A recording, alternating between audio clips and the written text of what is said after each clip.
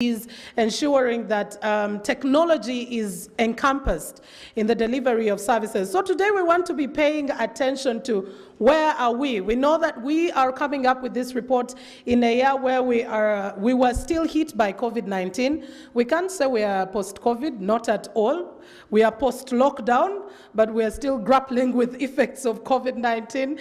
Then before we knew it, the Russia-Ukraine war came. Before we knew it, there are a lot of economic global crises that we need to deal with. So we ask ourselves that as the world continues to profess Uganda as one of the fastest growing economies, as services being delivered in the right way, equitably, can people be able to access these services as and when they wish to? These are the discussions that we are going to be having. And for those who are joining us live on television, we will be live on UBC television, on NBS TV, and on UBC. I will request that all of us minimize our movements because these camera people need to get the best shots of the day, and that we will all be attentive and listen to what we have. I know the journalists can't wait to look for those scoops and those areas where we're doing well. By the way, those who always think that journalists look for the bad news, no? We look for the news that makes news, because after all, we are talking about news. So I want, without wasting any more time, to invite the Executive Director, Dr. Chris Mukiza-Ndatira, the Executive Director of the Uganda Bureau of Statistics, who could either feel free to speak from his seat or could come to the podium, but he will be giving us an overview of this survey and what did inform this particular survey. But probably before the Executive Director comes, we will be getting our opening remarks as per the program. We earlier on had our national anthem. I love, for the first time I sang the Ugandan anthem in Swahili. That's impressive to you, boss team. Eh? Thank you so much for the Africanness, for the unity right there. So ladies and gentlemen, allow me invite the board chair of Uganda Bureau of Statistics, Dr. Albert Byamugisha, to speak to us. Let's welcome him with a round of applause.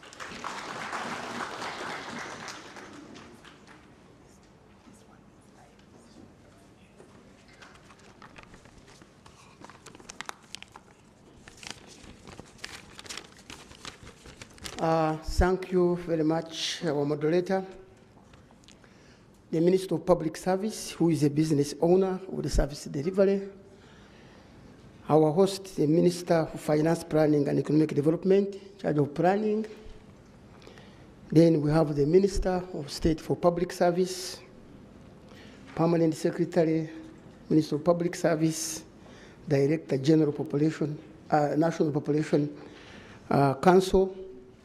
We have the board members of the Uganda Bureau of Statistics and the director of the Manifesto Office of the President, and then representatives from development partners who are here, representatives from government ministries, departments, and agencies, and the management of the Uganda Bureau of Statistics, of course, headed by Executive Director Dr. Chris Mukiza, who is here. Your Excellencies, distinguished guests, the media fraternity, ladies and gentlemen, good morning. It is my pleasure to warmly welcome each and every one of you here this morning as we converge for the launch and dissemination of the key findings of the National Service Delivery for 2021. On behalf of the Board of Directors, Uganda Bureau of Statistics, and on my own behalf, allow me to express my sincere appreciation to you for having taken time off your busy schedules to come and participate in this launch. This meeting brings together key statistics stakeholders, such as the policymakers, development partners, data producers, and users from ministries, departments, agencies, and other stakeholders. Honorable ministers and friends attending this launch, I applaud the collaboration between the Bureau of Statistics and the Ministry of Public Service and the other actors who have produced statistical indicators that will be used to monitor and evaluate delivery of public services on a regular basis. This kind of collaboration among various ministries, departments, and agencies and higher local governments enhances the availability of timely and quality statistical indicators to not only inform government policy, but also measure the progress of the various development interventions. It is also a testimony that Uganda Bureau of Statistics is living up to its mandate for effectively building and coordinating the national statistical system. So allow me, I think, to applaud members of the Bureau for effectively delivering statistics, and this is one of them. I think you can join me to clap for them. As a Bureau, we continue to underline our commitment to broadening and deepening the scope of statistics, which will lead to the production of statistics that satisfies the increased demand for data of all our national, regional, and international stakeholders across economic, social, cultural, and political landscape. Here we are producing national statistics, which are used here, but we are also producing statistics which are used internationally.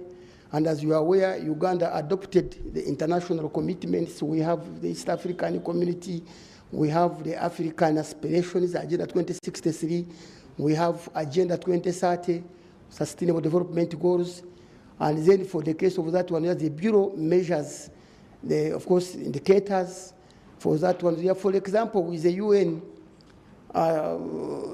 SDGs, out of the 17 goals, of course, with the 169 targets, we have 232 indicators, and Uganda is able to measure 201. But out of those, the Bureau of Statistics has been able to provide data points for 119. So we applaud you that, and of course, when we produced the recent report on sustainable development goals, you find Uganda is ranked very high with the data which we have. You can check on the web. So we thank you so much, but we need to do better and make sure we measure all the 201. But I'm happy to inform you, honorable ministers, that when I read through the report, some of the data points which we didn't have actually are going to be provided by this report, because there is information on health, information on education, environmental management, peace, justice, and water and sanitation. There are some indicators we were not able to measure, so I think by tomorrow we should be able to get that information and be able to fill it. So we should be almost around 160, which is a plus. So I thank you very much for that. So today is yet another day we have provided a clear testimony as we launch the dissemination of findings from the National Service Delivery. As you are aware, the National Development Plan recognizes statistics as a public good and calls for collection, management, analysis, and the dissemination of integrated, relevant, reliable, and timely statistical data and information for development planning. The government of Uganda adopted the program-based budgeting approach, which focuses on results. And it is only statistics that can tell the results attained by the different programs as highlighted in the National Development Plan. And this service delivery report that is going to be launched definitely has information on some of those programs that are indicated. So I can only reiterate our assurance that we at Uganda Bureau of Statistics have embraced this immense task of quenching the high demand for data that National Development Plan 3 and other development frameworks have bestowed upon us and the entire national statistical system. So we are professionally and technically set to match the task of satisfying the data demands to help in the tracking of progress made towards the attainment of the different development partners. And I think we should applaud that, because we have staff who are technically and professional in statistics, and we thank the PS Public Service for having supported us when we are approving the functional review. And even the guidance you have given is the board and management whenever we are taking recruitments. So there is no recruitment we have taken without consulting public service. And Madam, thank you very much for that gesture. So to fulfill the task outlined, all the data which we have talked about, we seek increased support and collaboration from all our stakeholders, development partners and friends, but above all, from the government of Uganda for increased financing of statistical development and production. So I wish also to applaud Minister of Finance for supporting the Bureau in collecting this information. Though we still need more, but Minister of Finance and our host, Honorable Amos Gobi, has been with us and, of course, providing money for supporting the Bureau. So with the collaboration, we can use the plan for the National Statistical Development 3, which we recently launched, to further build a robust national statistical system with the capacity to respond to the ever-emerging statistical challenges in the data ecosystem. As you may be aware, the PNSD3 is a national framework for guiding statistical production and development in the country, covering the financial year from 2021 to 24 to 25, which is in line with our National Development Plan 3, and again in line for half of the International Agenda 2030, but at least we are almost 90% aligned to that one there. So as a board, we have intensified our oversight function, and we shall ensure that the Bureau continues to deliver on its mandate as envisaged in the National Development Plan 3. So we call upon our partners and stakeholders to join our effort toward the continued production of quality and timely statistics. So as I conclude, Honorable Ministers, I wish to once again reiterate the importance of the findings in assessing the progress in service delivery, and urge all of us to embrace the survey findings and use them for evidence-based decision-making. As a Bureau, we pledge to continuously engage all stakeholders in building and strengthening our national statistical system to respond to all the existing and emerging statistical needs in the country. I thank you and urge all of us to embrace statistics and an evidence-based culture. I wish you all fruitful deliberations for God and my country.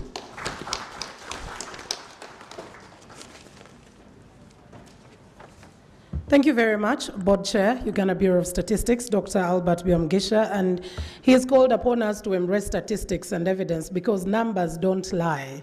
I mean, you have the numbers, like we were told earlier that all of us have embraced statistics in a way or two in our homes, but we never get to realize because we think we're just living the normal way. So we live with statistics and numbers, and I love that he spoke to the fact that while Uganda is delivering services, it is not only having a local or national focus, but an international focus because of the commitments that we have, the protocols that we've signed, the agreements, the other corporations that we do have with international organizations. Ladies and gentlemen, without further ado, allow me invite for our opening remarks, the Minister of Finance Planning, from the Ministry of Finance Planning and Economic Development, State Minister of Finance, Honorable Amos Lugolobi, to speak to us. This speaks to his heart because statistics is used for planning, as Dr. Albert says. As you so wish, Honorable, you can speak from your comfort.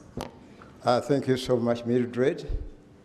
The Honorable Minister of Public Service, the Honorable Minister of State Public Service, the head, I think I've not seen the head of Public Service here, but could be represented.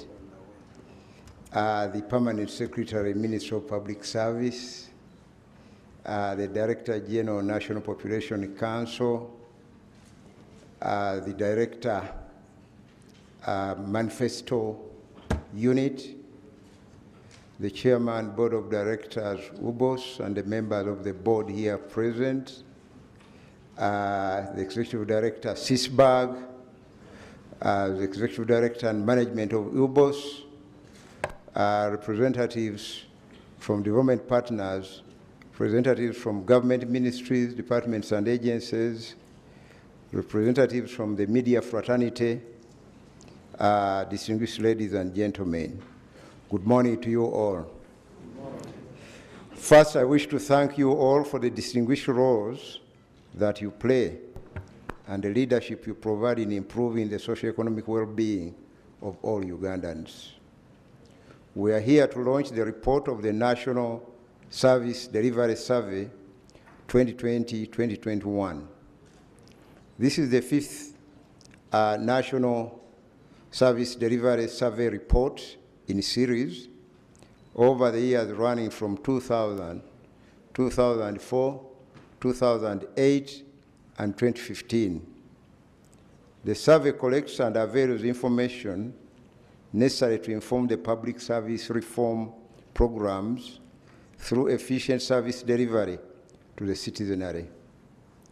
Through this survey, government receives feedback from the population on how the different government institutions deliver their mandates to satisfy people's needs. The NSDS findings, therefore, provide us with a report card with a comprehensive assessment of the trends in service delivery, using areas that were covered in the previous surveys, acting as a baseline for further improvements. I'm happy to learn that the National Service Delivery Survey 2020-2021 was conducted in all the regions of Uganda, covering various sectors such as education, health, agriculture, infrastructure, water and sanitation, energy, justice, law and order, and public sector management and accountability. I'm hopeful and expectant that the results we are about to receive today will mirror to us the availability, accessibility, cost, and utilization of services by the citizens and their levels of satisfaction.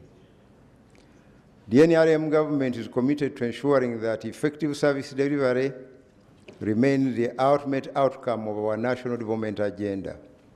For instance, right from the onset, government embraced decentralization programs with a view of empowering local governments to respond to the service delivery challenges of the citizens by bringing services closer to the people. We are all aware that most of the services are decentralized at the district and regional levels.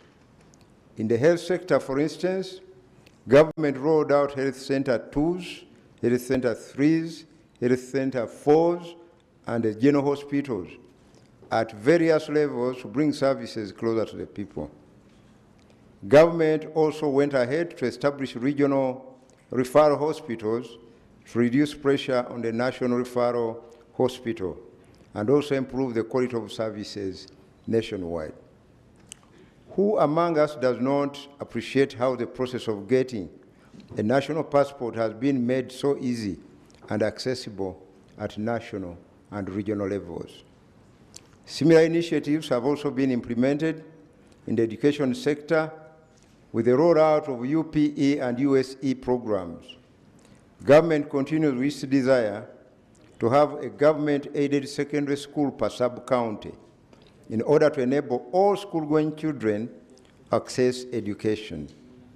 Indeed, indicators from MOBOS have over the years indicated increasing levels of pupil and student enrollment across all levels. The government has also done a visibly good job in extending infrastructure services.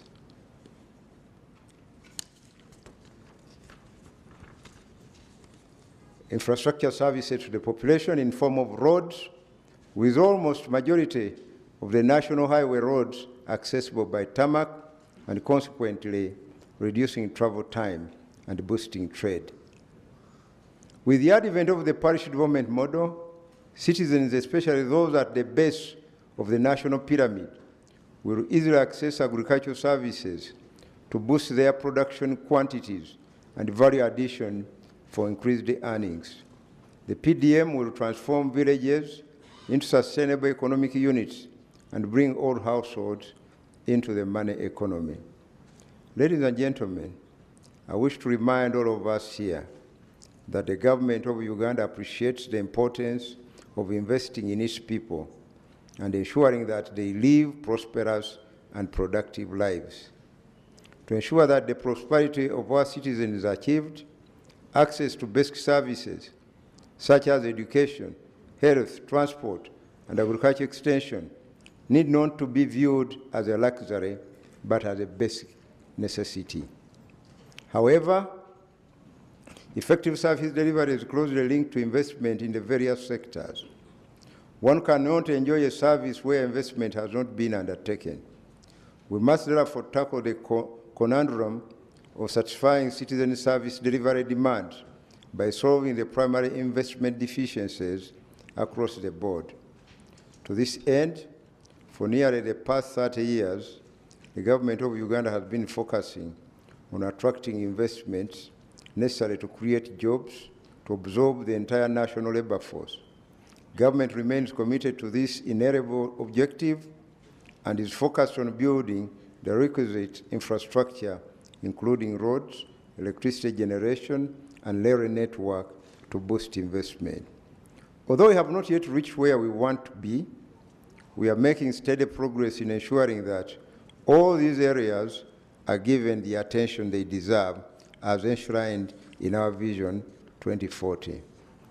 Before I conclude, I wish to take the opportunity to applaud the Uganda Bureau of Statistics for continuously availing us reliable and official statistical indicators that give us a picture of service delivery status by government to the citizens. I think we need to applaud them for being able to do that.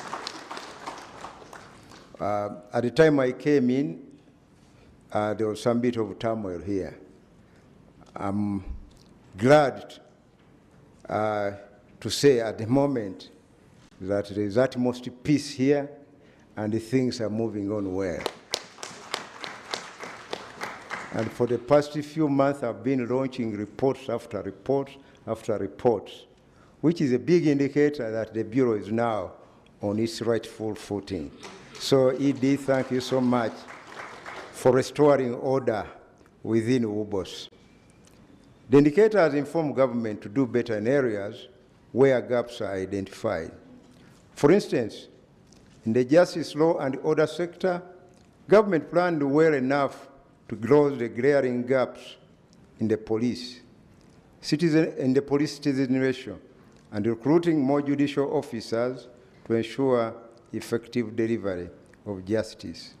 I also thank the Ministry of Public Service for partnering with UBOS to ensure the success of all the National Service Delivery Survey processes up to this point when we are disseminating the results. A round of applause for the Ministry of Public Service.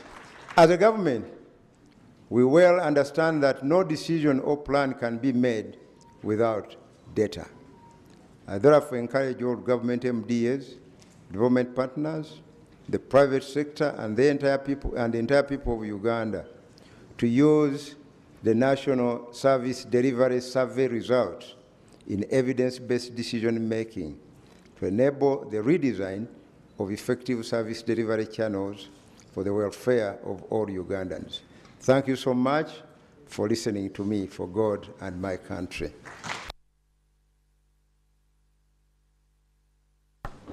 Thank you very much, Honorable Amos Lugolobi, for that.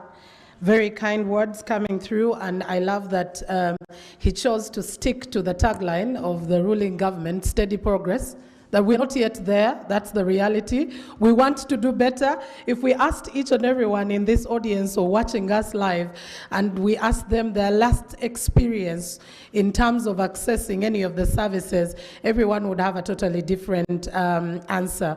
But like you said, it is steady progress. We will wait until we reach the promised land, which will soon come probably. We do hope so. So ladies and gentlemen, as we continue with this, for those who are joining us online, we want to welcome you with our theme today. It's repositioning service delivery towards a transformed society, and we're paying attention specifically to using statistics and evidence for better planning of the country. I want now to invite, without any further ado, our keynote speaker, who will be speaking to service delivery expectations. This is where we want to be in the future, but where are we currently? What are some of the hindrances we have? And where do we expect to be? Where do we want to be in the near future? Ladies and gentlemen, with utmost pleasure, allow me invite the Minister of Public Service, Honorable Muruli Mikasa, to speak to us. You can feel free to speak from your comfort or come right here. Welcome.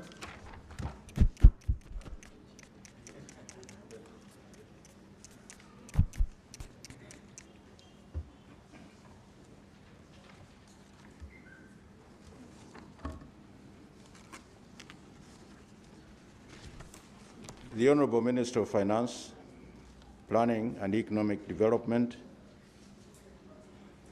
the Honourable Minister of State, Minister of Public Service, the Chairman of the Board of Directors of UBOS, the Permanent Secretary, Minister of Public Service, and Permanent Secretaries of the respective MDAs present, the Executive Director of UBOS, and representatives of the National Planning Authority, our development partners, technical officers from the public service spectrum, and the civil society organizations, the media, ladies and gentlemen.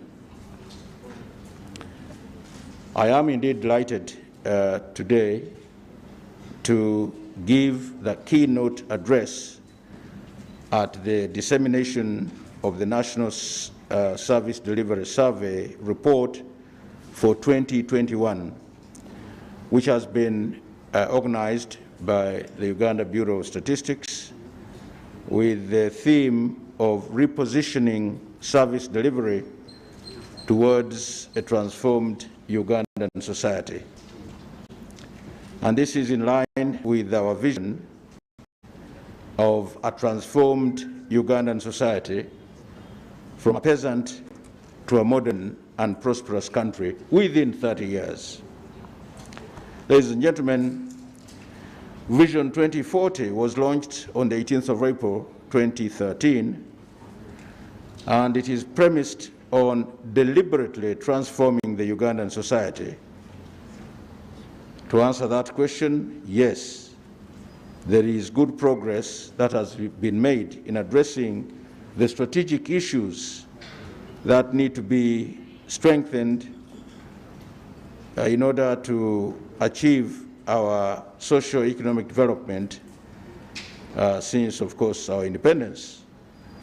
The focus, in many ways, has been on ideological orientation, private sector growth, and development of human resources, expanding infrastructure, the growth of markets, promotion of agricultural industrialization, support services, and good governance.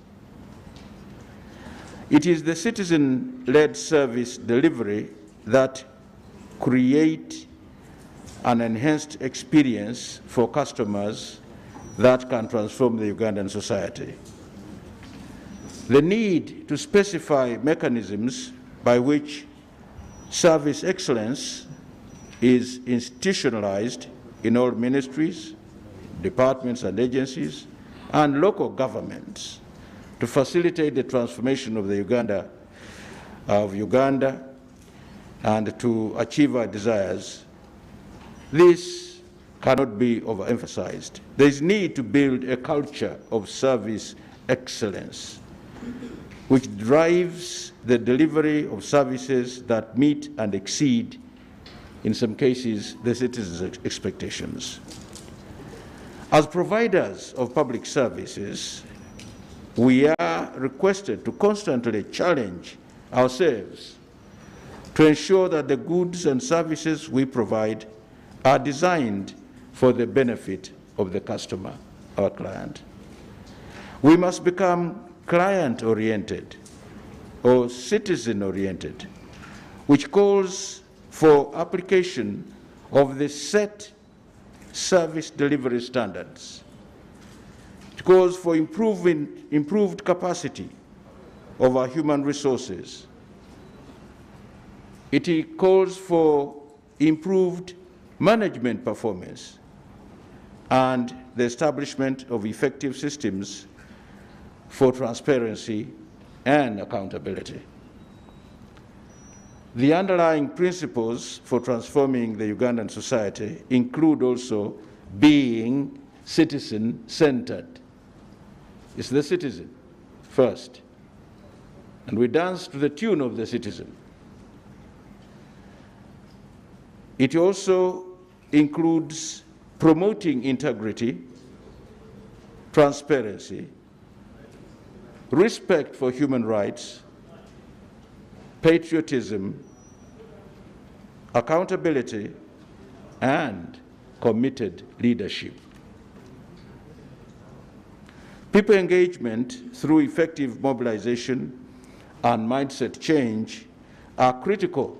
They are critical pillars to service delivery excellence and the building of civic competence and confidence. Indeed, the dissemination of the National Service Delivery Survey report for 2021 comes at a time when the Ministry of Public Service has embarked on the process of spearheading the public service transformation agenda. It started 20, it has continued. Now we are in 2022, and I think we hope to come to the end of this exercise December 2023. This is against the backdrop as a public service, we remain critical to the implementation of all government programs through the respective MDAs, with the civil servant at the core of service delivery.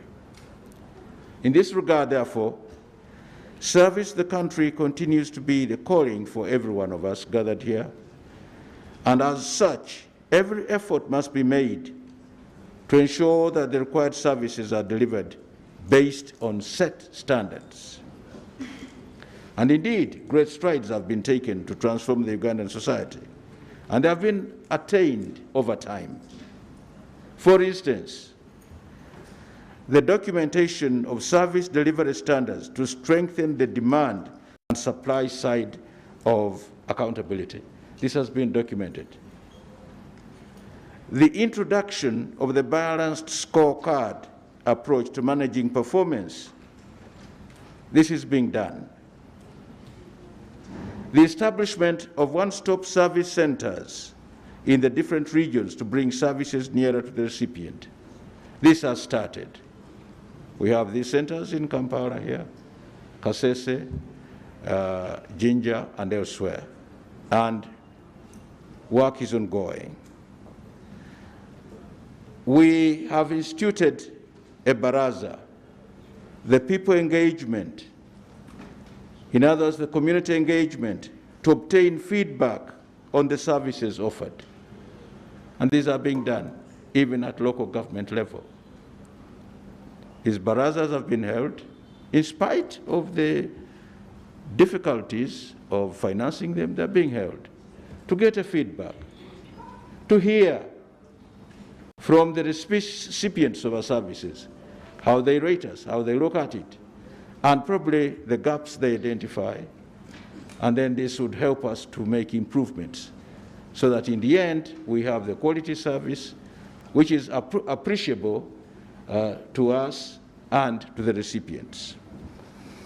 The administration of community scorecards to obtain service experiences of clients, the collection of data through the National Service Delivery Survey to determine the level of satisfaction on the services obtained by service recipients. And of course, re-engineering the business processes to reduce red tape. And this is happening, and it is continuing to happen. To ensure that the above strides serve their intended purpose, mechanisms to ensure compliance, performance, and delivery of services have been put in place. And these include the following: the integrated performance management systems, yes, so that all the systems can talk to each other, they can complement each other, and therefore produce results much faster. The annual assessment of services, this is done, it's been offered, and compliance inspections are being done. Maybe the frequency is not as high as we should have expected, but this is because of economic or budgetary constraints. Nevertheless, they are being done. Then the strengthening of internal controls and the audit processes, this too has improved and it's being done. And of course, the institution assessments, these are being done with the application really now of technology as a helper, as a tool towards helping us achieve these goals and refine our methods of work. It goes without mention that the services must be of the right quality and quantity. They must be of the right cost. They must be timely and delivered with utmost efficiency and effectiveness. This is in tandem with the theme of the day. Therefore, as a service, we continue to reposition ourselves to deliver the desired services that will transform Uganda. Ladies and gentlemen, I'm glad to inform you that as part of the effort to reposition ourselves in transforming Uganda, service delivery standards for key services that touch the lives of the people of Uganda have been documented and costed. In view of the above, a compendium of service delivery standards for 8 service areas, which include education, health, water and environment, agriculture, works and transport, the social services, and public service management, has been developed. Once this is clear, then it makes the work of service delivery easier, because you are not going through a web or a dark room.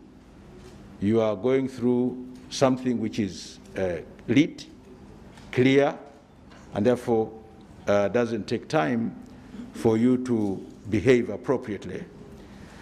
These will therefore ensure uniformity, because you are reading from the same book, same page. They will empower the citizens to demand for services due to them. The citizens, the clients, will be able to know that Ministry of Public Service offers this. Agriculture, this is what I expect. If it is not given, then I demand for it, and I need an explanation. These will also help in informing the planning and budgeting, and ultimately improve performance and increase the demand for services, and lead, finally, to the satisfaction of our clientele. What we need at the end of this is yes, aha, that aha status. And if you are in Gulu, we want our citizens to say, kakare, that you have given the service. If you are here in Kampala, we want to say, oh, tio ao. And if you are in Hoima, then nuku omali, nuku. You'll be happy. You see? It is therefore my considered view that the findings of the 5th National Service Delivery Survey report be given the required attention by all actors, including state and non-state actors at all levels, for purposes of continuous improvement for sustainable service delivery. Government and the public at large are alive to the service delivery challenges that we have gone through, and that occasionally we go through, we get entangled into. For instance, the COVID-19 pandemic. For instance, the climatic hazards in the mountainous areas, and the challenges that we continue to face during the post-COVID-19 era. I therefore wish to salute all public officers for keeping afloat during the hard times. You have not dived below, you have not sunk. You've been able to keep your heads afloat, and you are still here struggling. Thank you very much for that. This has been as a result of sacrifice, it's been as a result of resilience and dedication to serve our country, to serve our people. And this cannot be taken for granted. Another round of applause for this. As a service, we should continue to learn from the challenges of delivering services during crises like these we have gone through, like the COVID-19, like the climatic hazards that we have got, like the economic pendulous movements which have happened. You're expecting a release of 100%, you get a release of 40%. Yet service must continue. Wene hoima yose utagichumba, utagiokia, baitu nsange hili. Don't cook it, don't roast it, but I want it ready for eating. So this is what we are going through. So we must learn lessons and build experiences and keep afloat and continue providing a service. We can't just fold up and say that's the end. No, the state must remain, the state must be there, the state of Uganda must remain. And it remains when the service is being provided and the people are enjoying that service. Therefore, service delivery must necessarily remain on course across all the government spectrum. This should be informed by our continued building our capacity to deliver services during the changing times, informed by policy, population dynamics, and increasing technology uptake world over. I am certain that the findings of the 5th National Service Delivery Survey will inform the future course of action. Government of Uganda, under the National Development Plan 3, envisages a transformed Ugandan society, transformed, qualitatively changed from one weak state to a higher and superior state.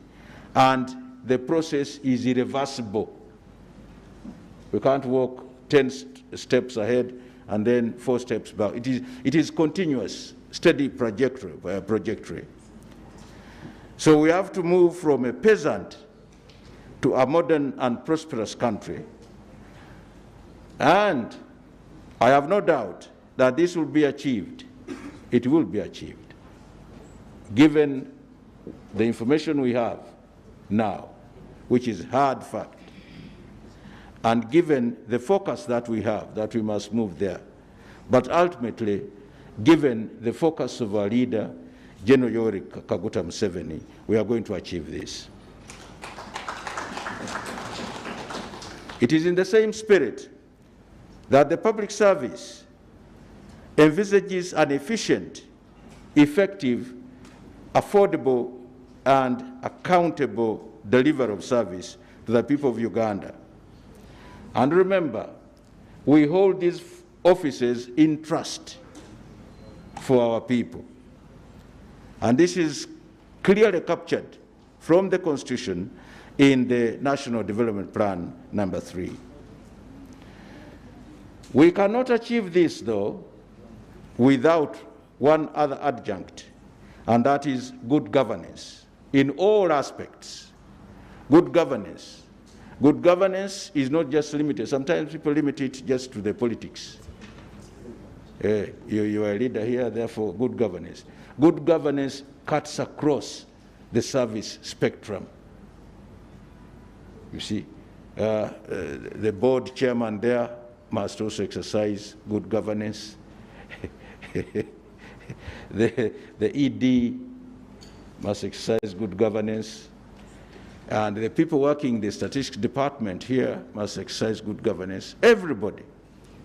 The extension worker must exercise good governance. It cuts across. It does not spare anybody. And this should be also at the forefront as we provide a service to our country.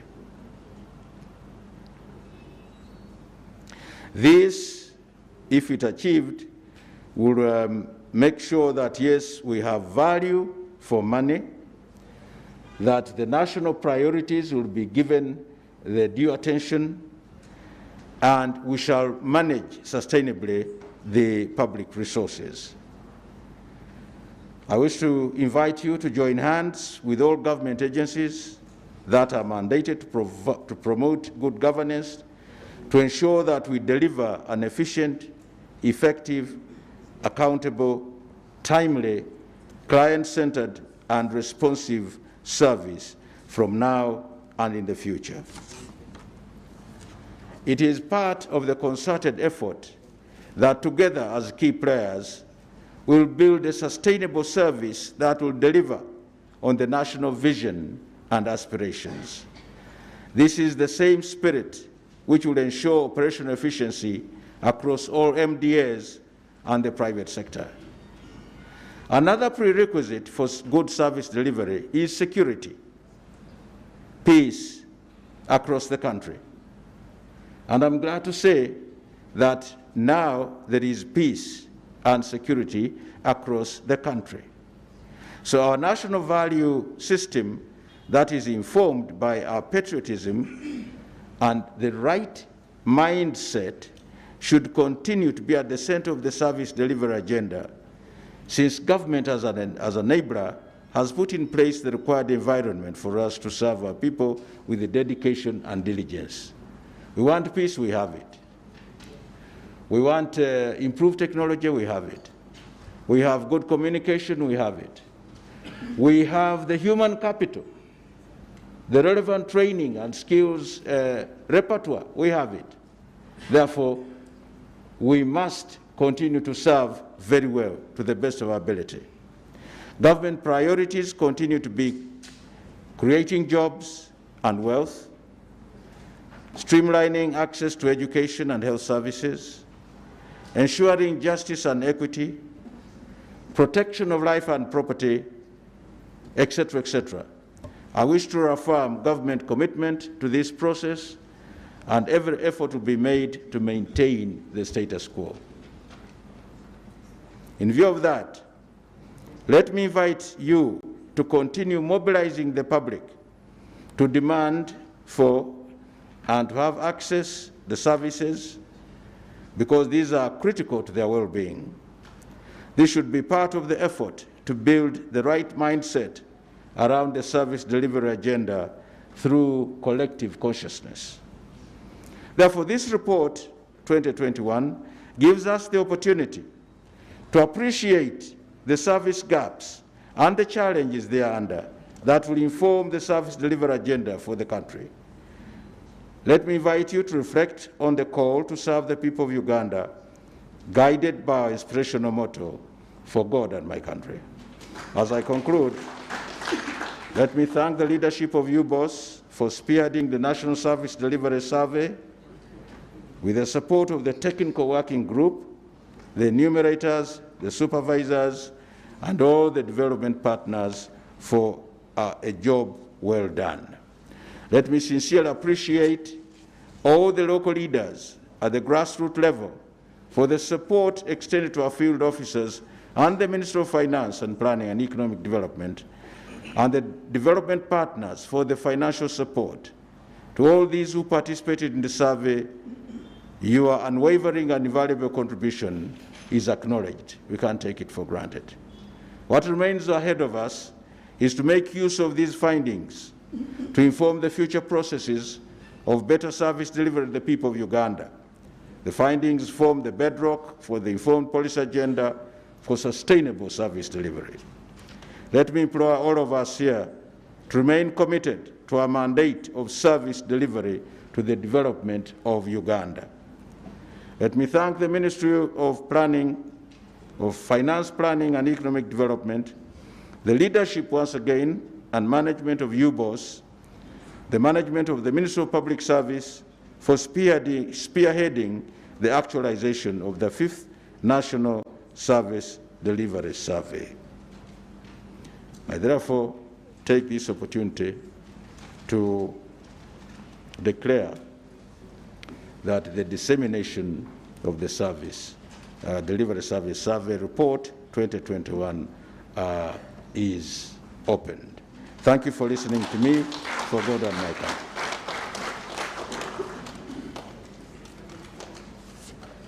Ladies and gentlemen, a bigger round of applause for Honorable Muroli Mukasa.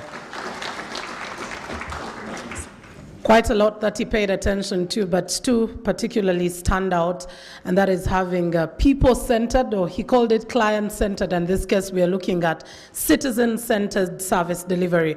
But he was also very quick to speak to the issue of civic competence, because it is one thing for these services to be available, but the question is, do the people know that the services are available? But even while they access the services, do they know their rights? Because while you go to a health center to access the services there, you have rights as a patient. It is not that everything the doctor says is right. So do these people understand their rights while they do access these services that are, of course, as a result of their tax paying?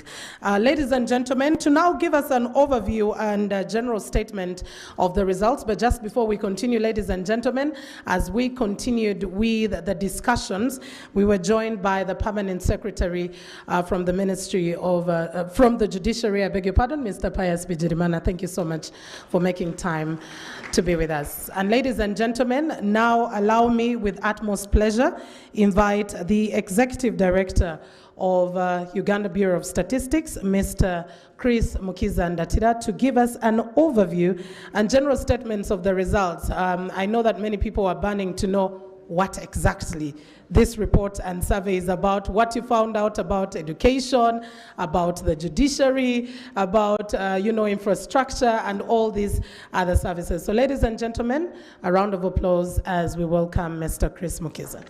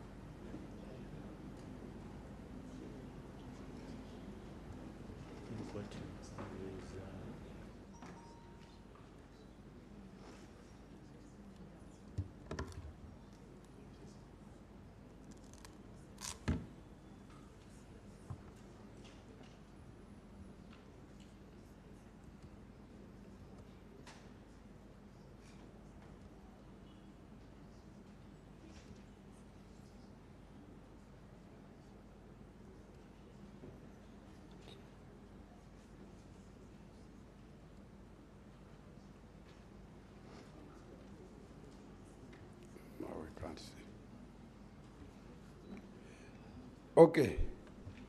I think, colleagues, let's give the Honorable Minister, the patriotic clap. Again, thank you. All protocol observed. It's with much pleasure that I give the highlights of the National Service Delivery Survey. I'll talk briefly about UBOS, the background to the survey objectives, scope and coverage, and finally data utilization. The Bureau was founded in 1998 under the Uganda Bureau of Statistics Act to provide for the development and maintenance of national score system to ensure collection, analysis, and publication of integrated, relevant, reliable, and timely statistical information. I don't know what has happened to my projection. As they sort it out, I will briefly inform the nation about our vision.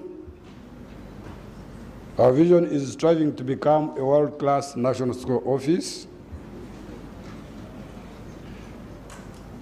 This one entails a lot of things. Having data available, disseminated digitally, real time, and all the data within one compressed statistical database. And our mission is to coordinate the national score system and provide quality statistics and score products and services that support development processes. We have a strategic plan with one strategic goal of developing and maintaining an integrated, coherent, and reliable national score system. And within, we have the interventions for this goal that we aim to achieve.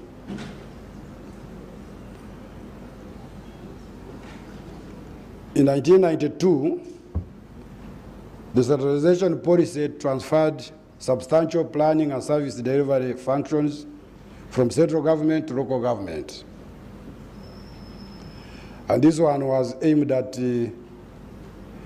giving the people who require services all information and the power to participate in the planning and decision making. And this theory was started in 1959 by a gentleman called Tai Boot, who said that the service delivery will improve if people participate and have full information on what they deserve and desire from public services. Implementation of the centralization policy and other plans require regular monitoring and evaluation if provision of the services at grassroots level is to be enhanced. And therefore, the Uganda Bureau of Statistics set up to do this through the National Service Delivery Survey.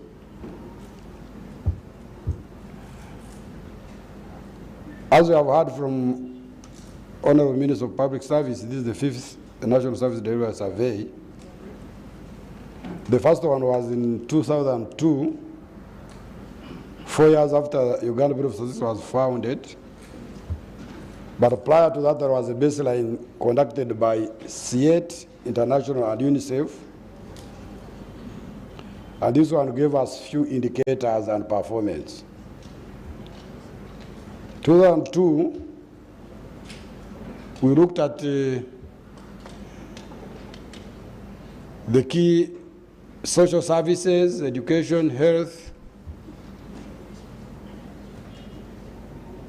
manufacturing, and other areas. Then 2004 and 2005, the service delivery survey was targeting the performance of Poverty Eradication Action Plan, PEP. The most recent one of 2015 looked again at the sectors that were evaluated in 2002, notable ones being education, health, roads, manufacturing, agriculture and veterinary services, and governance. And the same applies to the one of 2021, which adds only the ICT.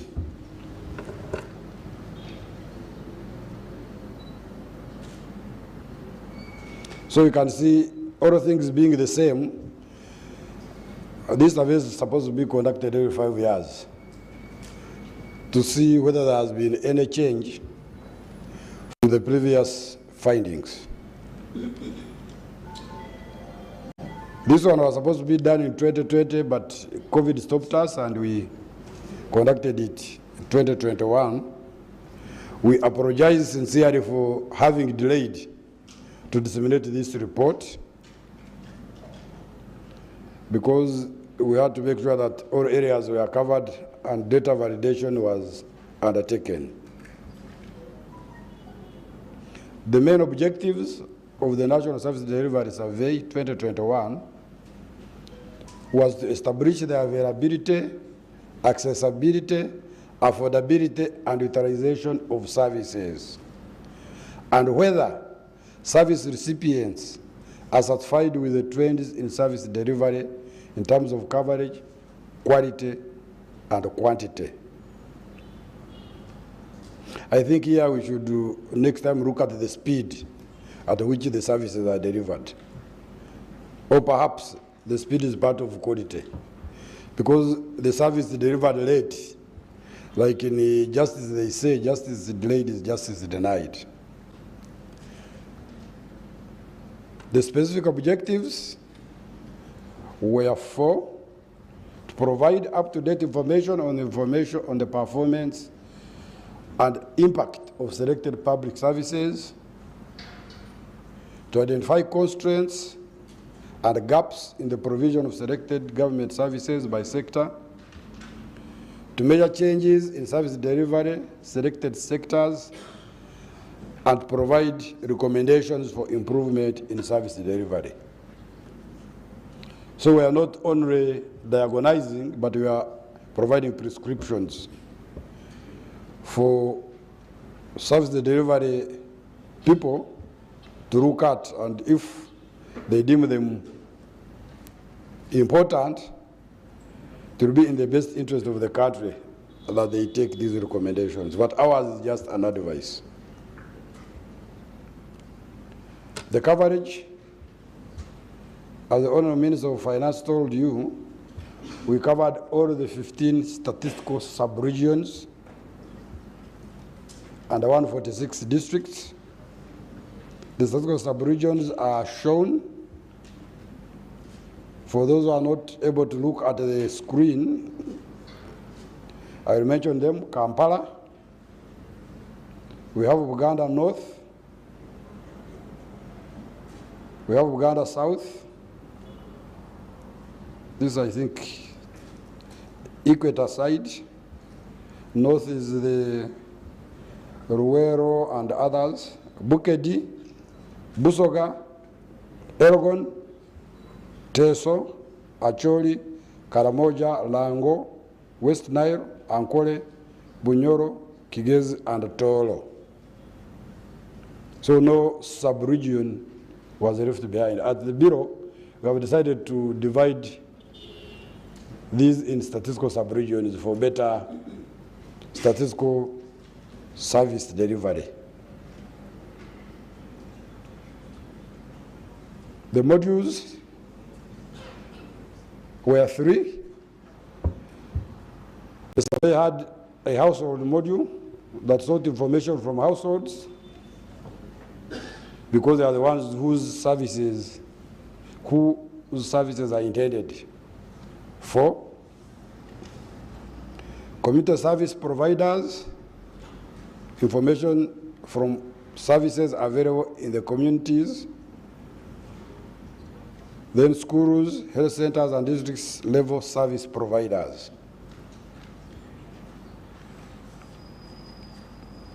education, health, water and sanitation, environmental management, energy use and minerals, land and housing conditions, justice, law and order, agricultural services, transport services, main road infrastructure, water and air transport, public sector management and accountability, and the projects implemented.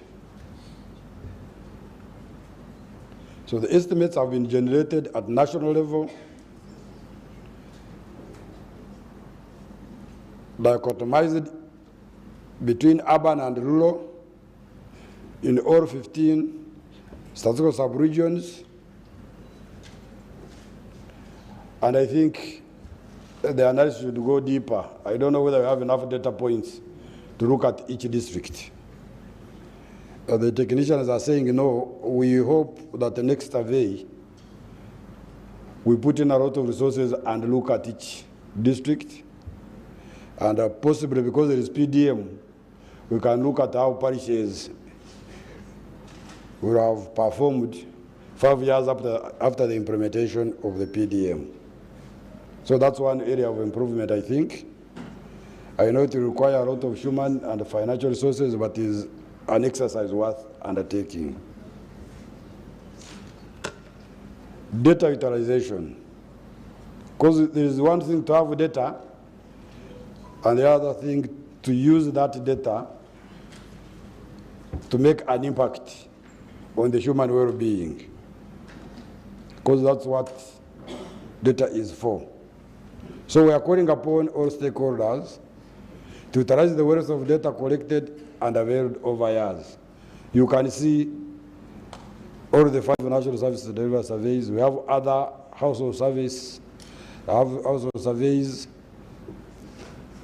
so many enterprise surveys and others. So the public is called upon to utilize the wealth of data.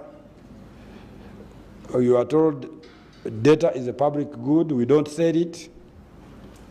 It's accessible whenever you require it. Then we require also users to take in-depth empirical analysis using the data. And this is to ensure better future policy formulation, implementation, and monitoring of service delivery.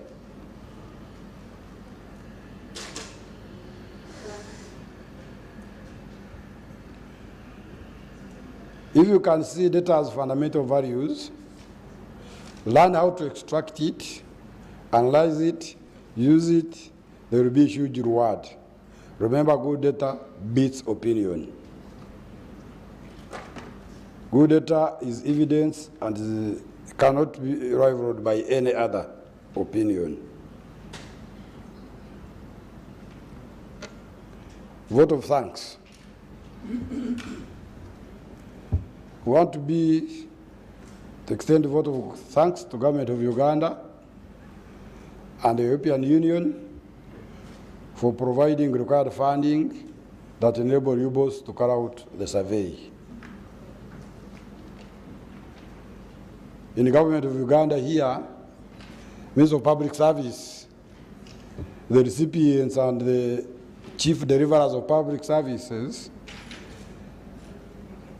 provided resources towards funding, towards training, recruitment training, and other capacity building efforts. And for that, we shall forever be grateful.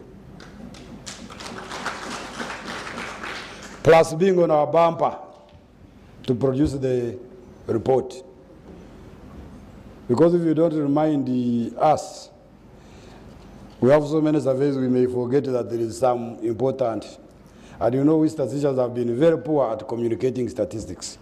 So I want to thank my sister, the PS Public Service, for having been on my case on a daily basis that we need to provide this. Maybe it would have taken much longer, and therefore services denied. I appreciate the World Bank for supporting us in printing the report. because they also are part of the development agenda of this country. This National Service Delivery Survey report would not have been possible without teamwork and dedication of various MDAs and individuals who contributed invaluable time, ideas, and ways of experience. We're highly indebted to all field staff. Do we have some of them here? I think they're in the field. I know they are now in the field conducting Uganda demographic and health survey. They are doing census mapping. They are doing panel household survey, annual agricultural survey. So they are not here, but these are our troops that they put their line across during the COVID pandemic to conduct the survey. Normally, credit is given to people who sit in office, but I think these are the main people that we need to thank for having administered the tours, walked through the terrain of Uganda during rain and sunshine. So we thank them very much, and God will reward their effort. I also want to extend gratitude to the Interministerial Steering Committee. Do you have members here? The PSCs, they are part of the Interministerial Steering Committee, including the head of public service and secretary to cabinet, who is represented by my elder brother. Interministerial Technical Committee, we have the chief. You can stand up for recognition with Stephen Heron. These were the technical brains from UBOS and public service. Survey management team, we have them here. They are also in the field. They have not come to share on the food. They have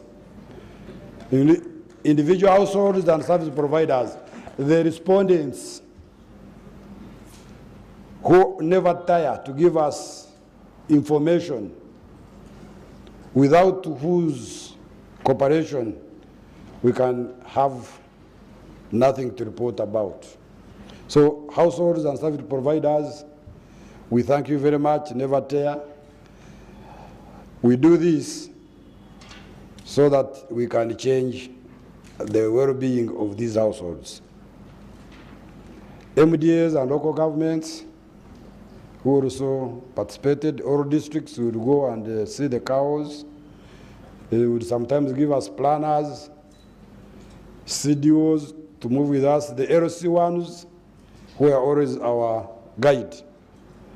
We thank them very much, and they should not give up, because our job is to get information on a daily basis. The communication and dissemination team that has pulled up this one, and the media fraternity, and all you here present. With that, I think we are ready to get the real report. Over to you, Mildred. Thank you very much.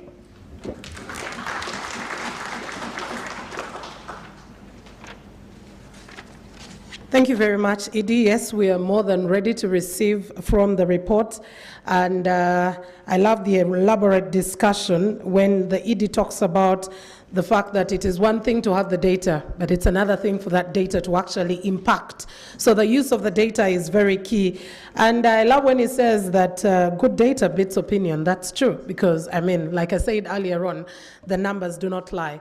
Ladies and gentlemen, a number of sectors were covered, but we may not be able to have an in-depth of all of them today. But let's start off with a few of some of those, and to present some of the key findings on demographics, education, as well as health, because these are two very important aspects when you talk about health. They always say that a healthy nation is a wealthy nation. So the health of citizens is very key, but also education is very, very important when it comes to building a nation. We are all products of some sort of health system right here. That is why we behave the way we are. So ladies and gentlemen, to be able to discuss with regard to that will be Mr. Vincent Fred Senono, who is the head of the Demographics and Social Statistics Department at the Uganda Bureau of Statistics. We will just have an overview. I know it's a huge report, the huge findings with regard to what came out of health and education, but Mr. Vincent Senono, it is your time. Let's see what is in health and education and how the services therein were delivered. Ladies and gentlemen, let's welcome him.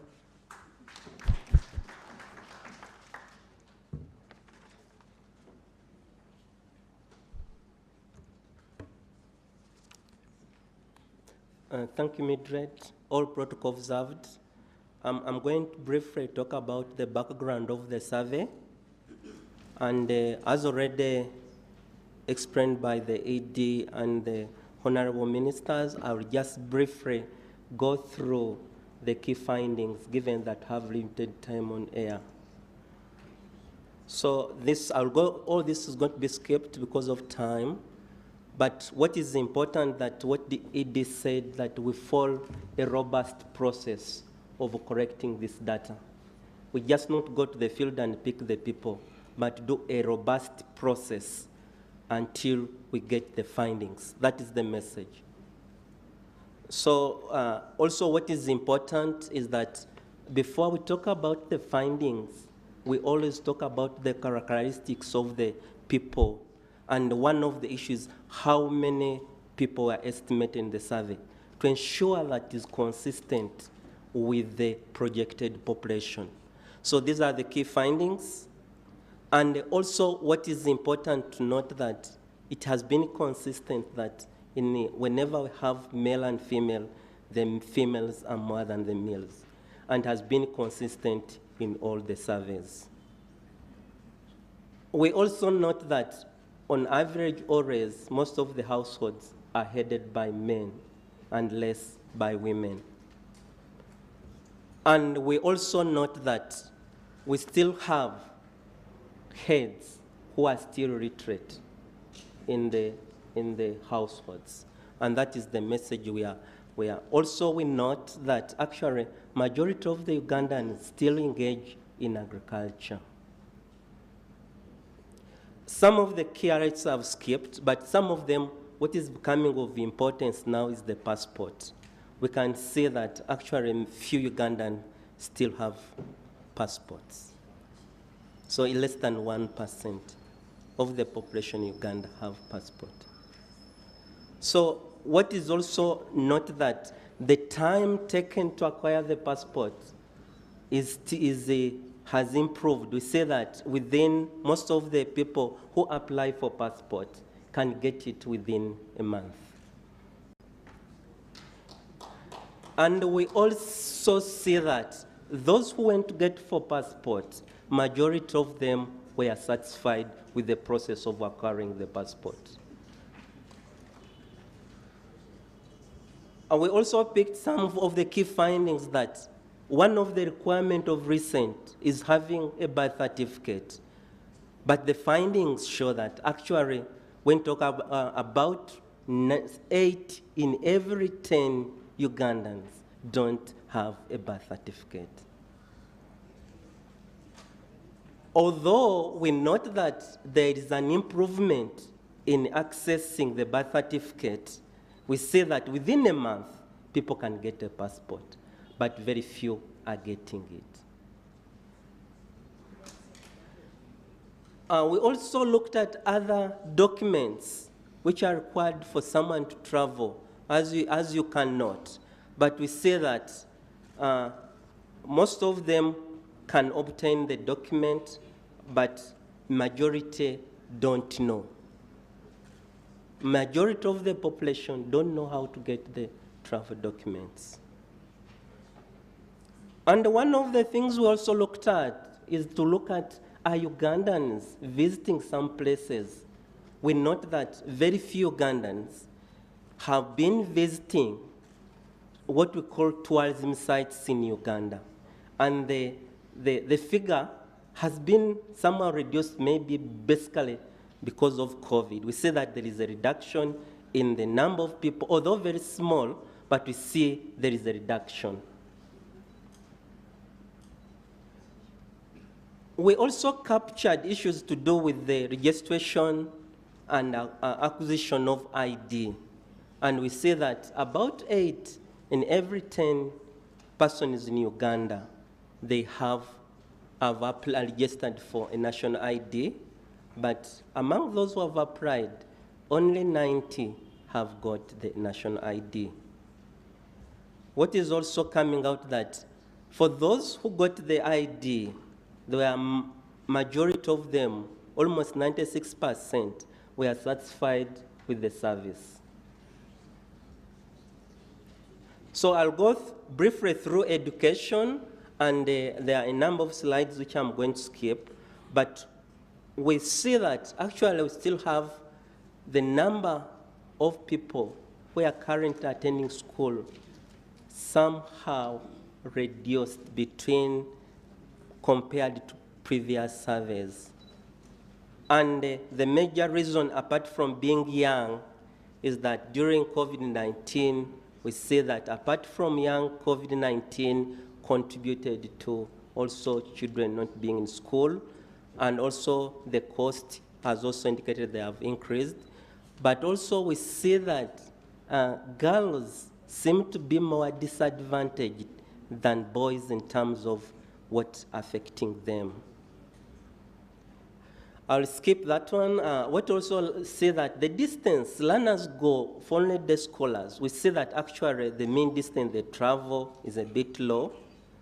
And this is about 9 in every 10 child who are attending day school. We find that the distance is less than 3 kilometers. Some of the indicators on education is about feeding in government schools. We see that actual learners, about 50% of the learners get lunch at school, but also note that 16% of the learners don't have anything to eat at school. We see a difference in terms of feeding learners. We see that in terms of the western part, most of the people go with the food, while when we see in the northern part and the central and the Busoga, we all see that people are fed from school. One of the issues also we looked about, because this survey was done after the COVID, we wanted to find out whether during the COVID but lockdown, we see that how many of the learners who were at home could access the learning materials. And we can see that only 8 in every 10 pupils could be able to access materials while at home. And we can see the differences in the terms of where they go. And what is also important to look at the availability versus adequate for classrooms. We note that actually we can see that most of the classrooms, toilets in primary schools are available, but they are not inadequate. We see nationally that the rural areas, we had more pupils per teacher ratio that compared to the previous service delivery. Previous it was 53% per teacher. Now in rural areas it went up to 58 per teacher. And you can see the variation among sub-regions, and we see Karamoja has the lowest pupil-teacher ratio, and we see highest teacher ratio in West Nile. We always talk about the pupil-stance ratio. That is not the toilet facility, but the stances. And we see that between the two surveys, the pupil stance ratio has increased. That means there are more pupils per stance compared to previous service delivery survey. A stance is where, like, when you have built a toilet facilities, there are what we call apartments, where at least one kid can go at what? At a time. So that means that if you have more pupils per stance, it means more pupils will wait a longer time waiting to go for short call before another one. Another one. So that is the message. And we see real variation for boys and girls among sub-regions. And also what we note, that look at the issues of drinking water, we see that actually about 34 schools did not have water at all for children to drink at school. 34%. So I'll skip some of them because of time. I've been advised that to skip some of them. So what also note that actually we see that the number of people who fell sick in the last 30 days reduced compared to 2015 service delivery survey. And this is consistent with all other surveys we have undertaken. We have seen that in last year NHS we saw a drop in the number of people who fell sick. And this is also a testament that actually there is an improvement in people who are falling sick over time. And we also see that government, now we see when an illness requires some treatment or medication, we see that the first place where they go is a government health facility. And we also see that the distance has significantly reduced. So I request that we look at this service delivery. We see that actually there is an improvement in government service delivery in health facilities. So we see that all the areas, there is an improvement, but we still have a small percentage which indicates that the service delivery has worsened. Similarly, we see that one of the outstanding is the cleanliness and the continuous quality improvement. That's what we see, that actually the respondents were more happy for the service improvement. So briefly, this is the part. I don't know, I have 2 more minutes to present another presentation.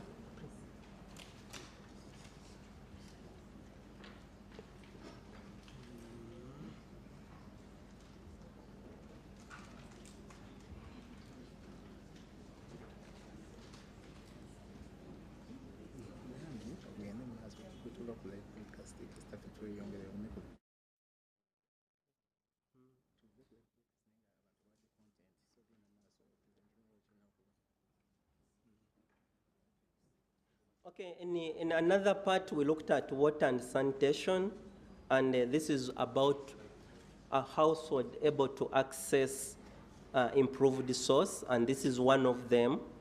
And we are grouped into 2, improved water sources and unimproved water sources.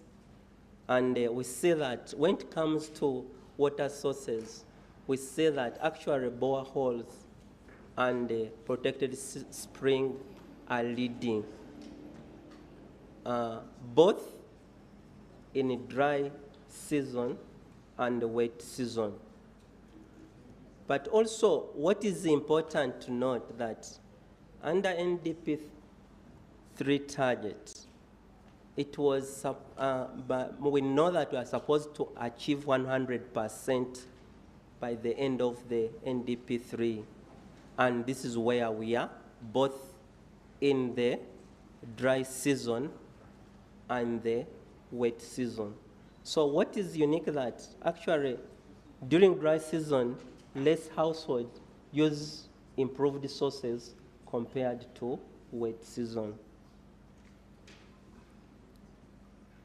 We see that there is an improvement in the proportion of households that indicated that the availability of improved source of water. Compared to 2015, we note that it was 15% indicating an improvement. Now we are talking about 42%. In terms of toilet facility, we see that we still have households who don't have toilet facilities.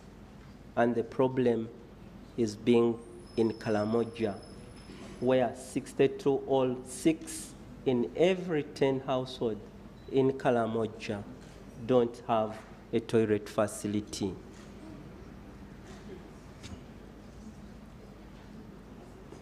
Yeah, you can have toilet, but also sanitate, have soap and water is also an indicator of sanitation. And you observe that actually we have made a very slight improvement in terms of hand washing facility at toilet and after use of toilet. It only stands at 14 compared to 8.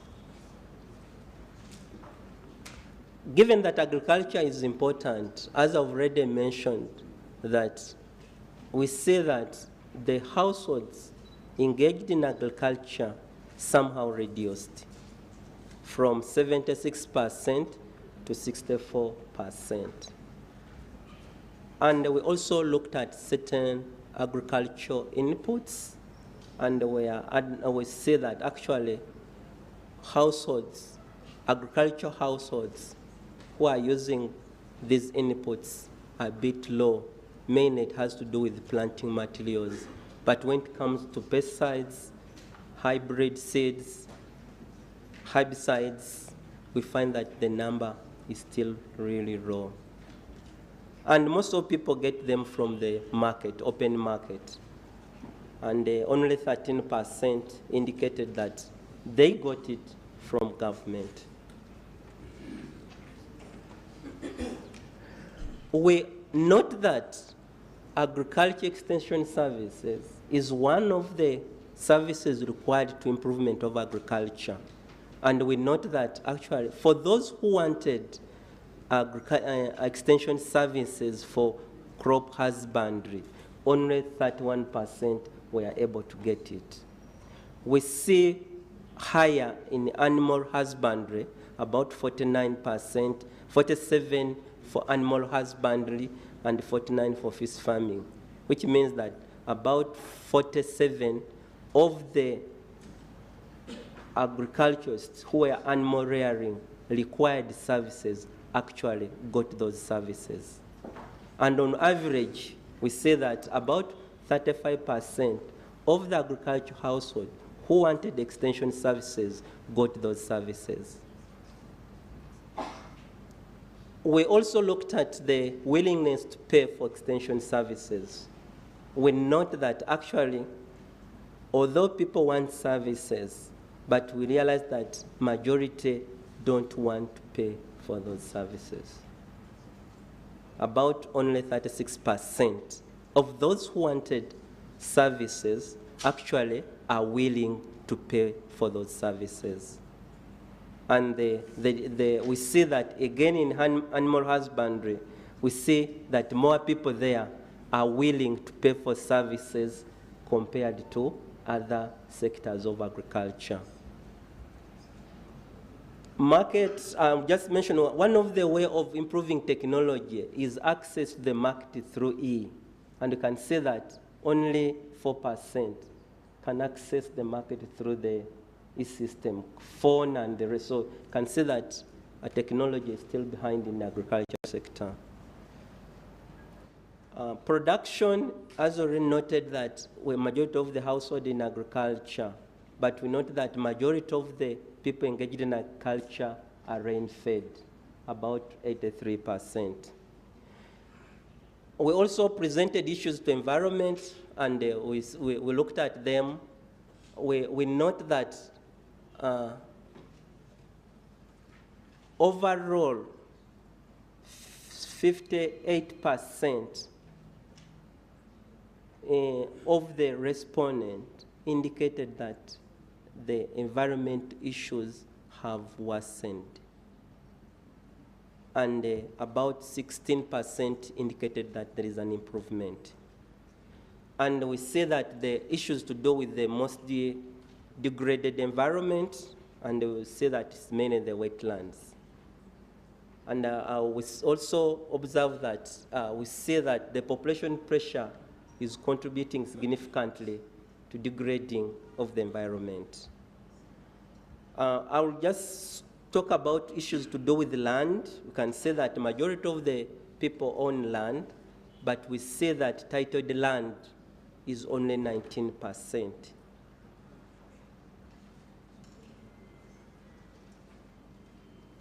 Am I moving?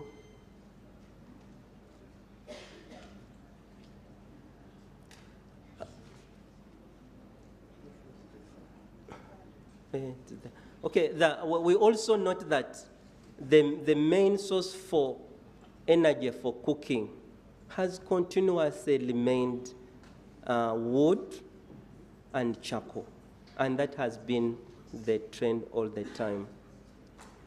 But we also note that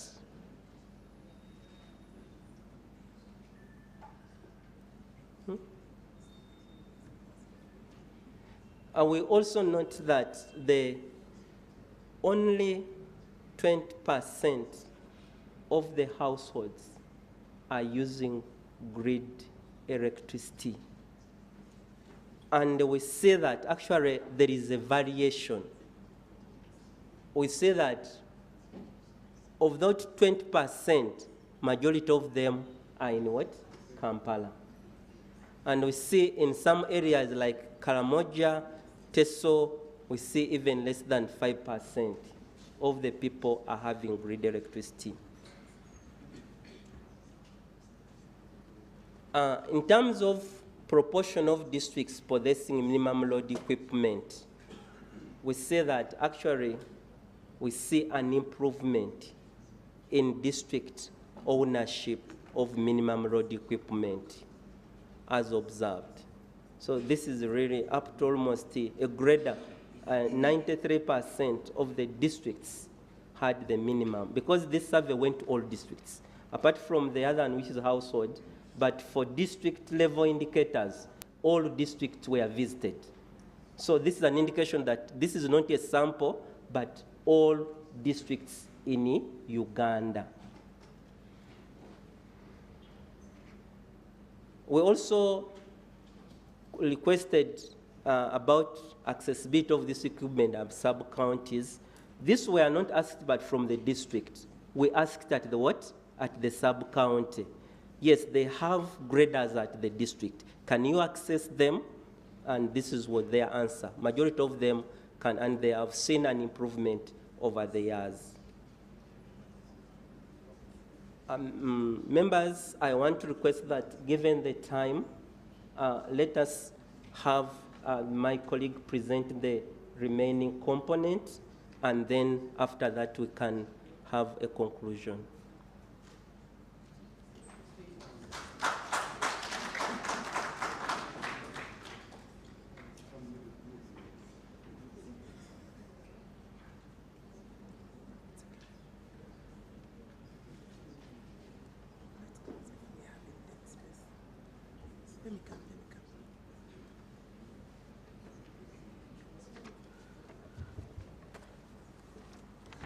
Well, thank you very much, Mr. Vincent Fred Senono. I know that time is not really on our side, But before we get Mr. Stephen Bariahirwa, who will be speaking to us about some of the key findings of coming out from the public sector management, issues of justice, law and order sector, I would like to invite the Executive Director of the Civil Society Budget Advocacy Group to briefly give us a discussion and thought on the civil society side on some of the sectors that have been hinted. Many of you do not have your birth certificate, some of you do not even have a passport. Is it that you don't have aspirations to travel or something? Or because the national ID now can make us move across East Africa, it's okay. So let's have Mr. Julius Mukunda speak to some of these, and then we will launch the report officially, go off air, and then we will continue with this discussion on just one more aspect of JLOS and have our discussion. Thank you.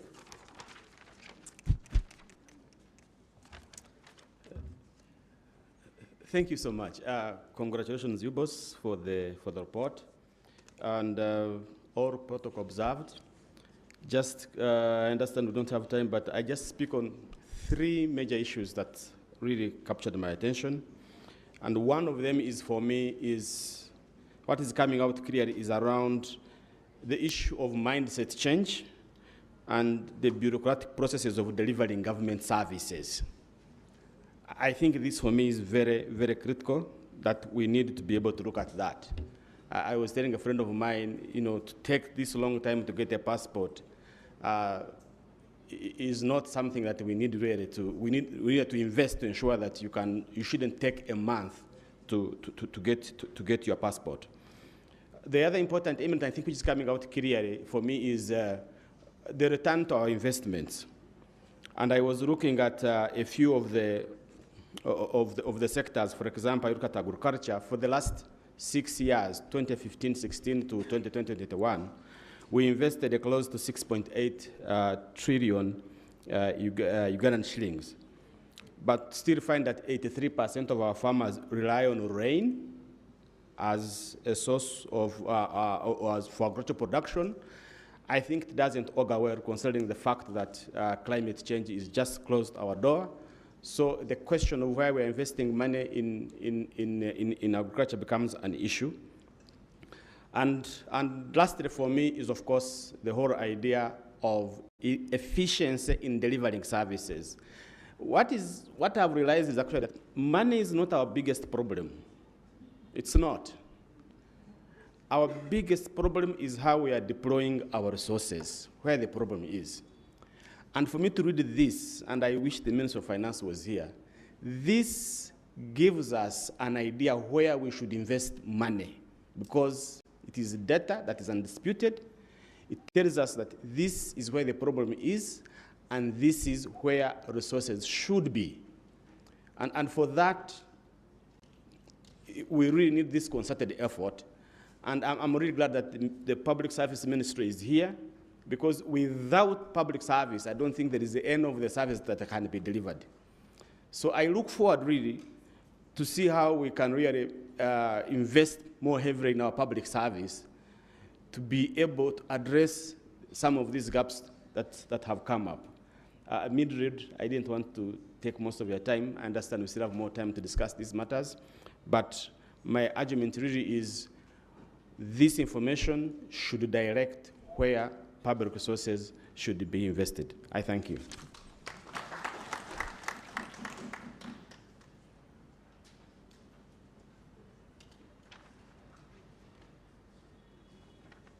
Thank you very much. Mr. Julius Mukunda will be coming back, and we still have especially the presentation on justice, law and order sector. Just this morning we were reporting about some areas, the hike in mob justice, and the question is it that we no longer trust the laws? Is it that we no longer trust the people who have the role to deal with matters justice? But ladies and gentlemen, we would like to officially have this taken into consideration, that the survey report on national service delivery is officially launched. And I want to, first of all, before we get back to our discussions, indulge our high table. You may not see the table in there. We're used to the physical tables, but there is a transparent table right at the front. I am going to ask Honorable Muruli Mukasa to lead the team with PS, Honorable Bijirimana. I want the board and everyone at the front table. We are going to take to the right towards the end or towards the entrance of the hall to ensure that we sign commitment on that particular one. And for some of the issues that Honorable Muruli Mukasa spoke to on ensuring efficiency, on ensuring timely service delivery is taken. So I'm going to request the board chair and Mr. Mkiza to kindly lead our team at the front table to go and ensure that this is officially launched and we get to sign on that board. So ladies and gentlemen, let's all talk to the official launch as we get our entire team to have the National Service Delivery Report of 2021 released. There are quite interesting statistics coming through from there. It came during COVID period. A lot of people who could not be able to participate, but officially, I would also like to request the Permanent Secretary, Ministry of Public Service, because this will be coming back to you again, to join in that. And Mr. Mkonda, please join in that, because it is the very report and survey that you are actually critiquing, not criticizing, but critiquing this very afternoon. And still a special thank you to NBS Television, to NTV, and UBC Inspiring Uganda for ensuring that the audience that is not at Statistics House today gets to see exactly what is happening. And ladies and gentlemen, officially, the National Service Delivery Survey report of 2021 has officially been on. Honorable Muruli Mukasa has officially appended his signature to that. We have looked at a number of interesting statistics coming through here, that only 44% of Ugandans have improved toilets. You know what I am talking about. And that some of you are using other natural means to be able to do what is supposed to be done in an official toilet. So I think the Ministry of Health has to be looking at this. Yes, I'm saying it because sanitation is key. Health and sanitation is key. Boreholes and protected springs are still the leading source of water. So Ministry of Water and Environment, I think this is a call, clarion call to you. Less than 1% of Ugandans have passports. This has been so interesting, and I remember when this was being said, I had some mamas in the coming through from the audience. Yes, that is true.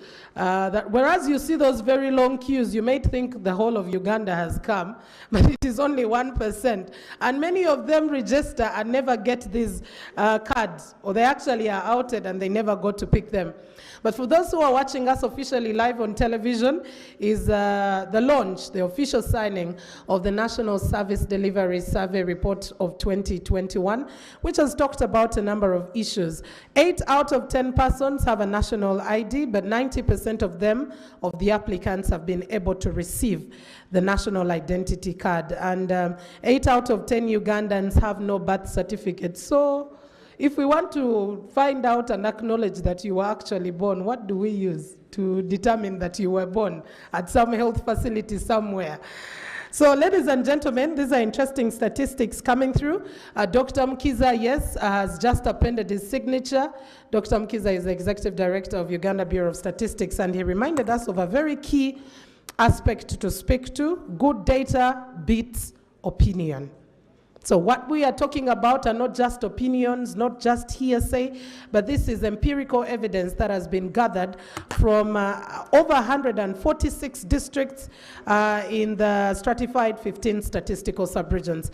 So we will just have a simple group picture, ladies and gentlemen, after that official launch before you sit, and then we will continue with this discussion right here.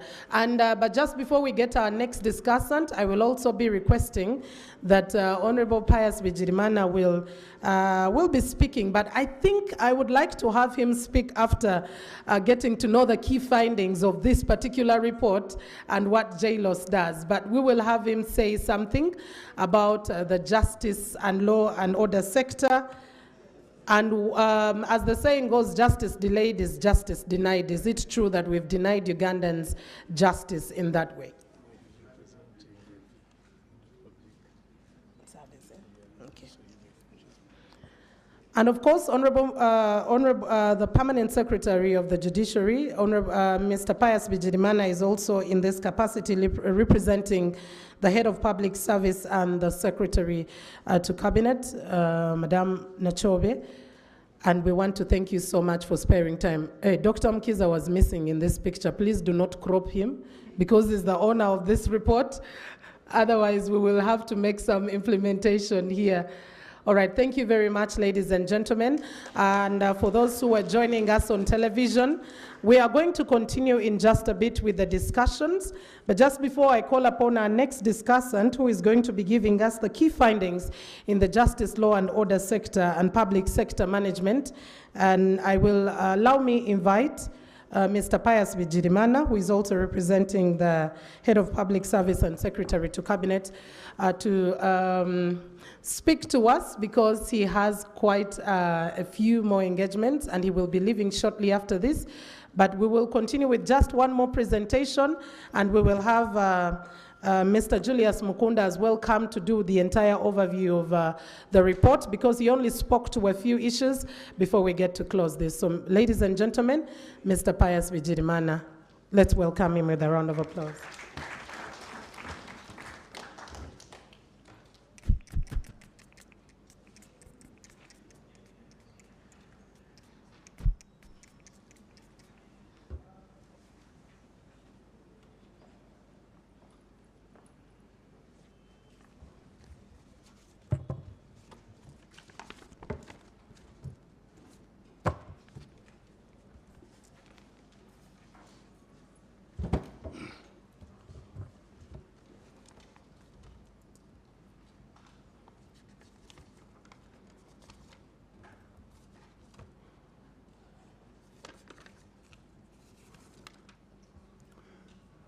The Honorable Minister of Public Service,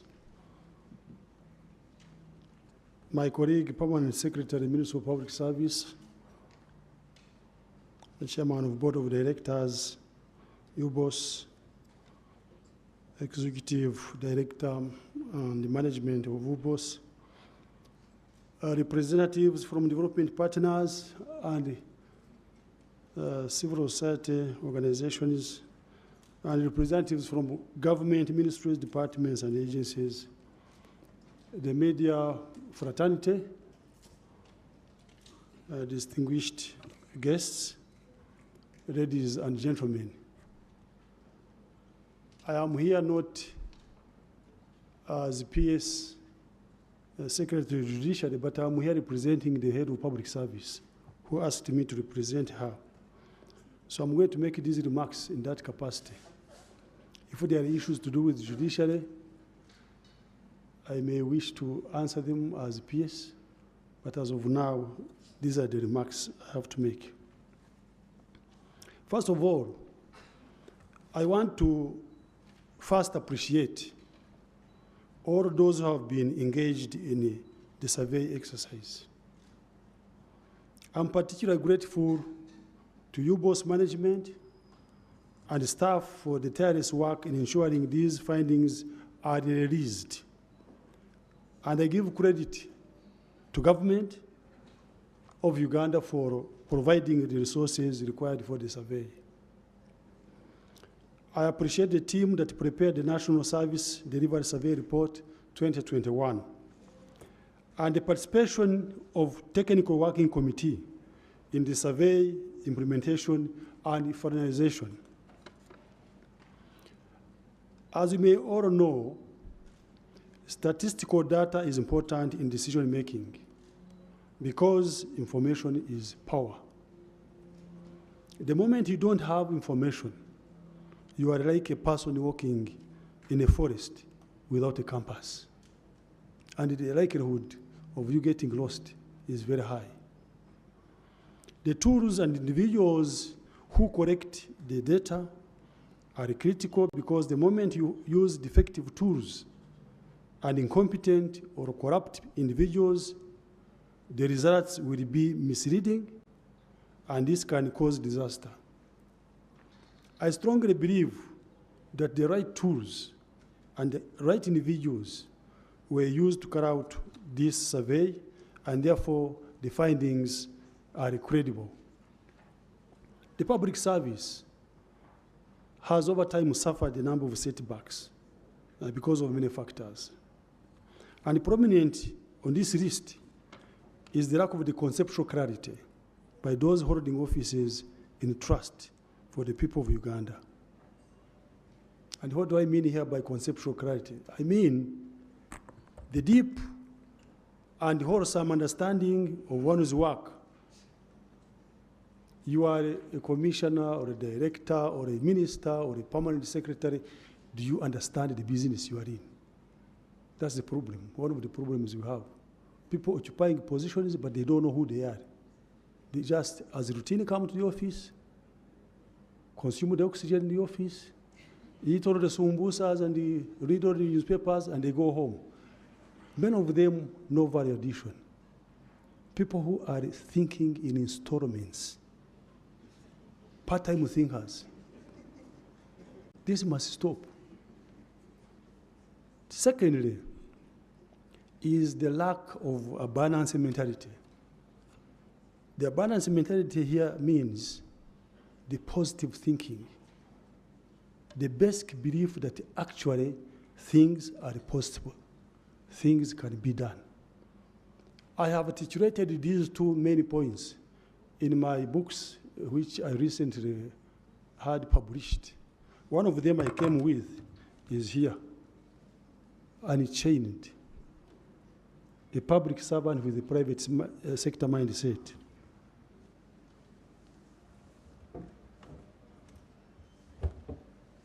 The other one is the balanced mentality I'm talking about. I've not brought this book to campaign so that you buy and they get money. No, that's not the point. The point is that if you can get this book and read, you will understand what I'm talking about. We must change our mindset, because we've got a tendency of thinking negatively every time. Things are not possible.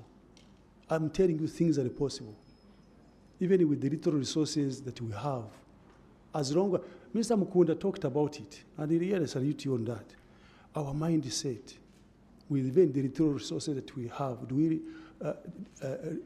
we put these resources in the right place? And then we who are utilizing those resources, do we utilize them for the purpose they are given to us? Or do we want to say, mfunira wa? When it comes, how much do I get from here? That mindset. And forgetting that we have got a duty to deliver services to our people. All of you know, public service is the main implementing machinery for national development programs, and therefore has to have mechanisms for monitoring and evaluating delivery of public services to ensure feedback from the public regarding efficiency and effectiveness of service delivery, and also mechanisms for continuous improvement. I need not emphasize that monitoring is the continuous process. It's a continuous process. It's not part-time. Continue monitoring wherever you are. Even in your little office that you are holding, do you check to see whether what is planned is being done? And establish whether work is being done as planned. While evaluation is a critical analysis of performance against set targets. We are happy with this collaboration between Uganda Bureau of Statistics and the Ministry of Public Service and other actors that build the foundation for evidence-based policy and decision-making. You all know that government machinery cannot work in isolation. We are one government, and we must think alike. So it builds on synergies amongst all stakeholders to popularize the government development agenda. To this end, statistics form the backbone of planning matrix to measure and keep track of our efforts.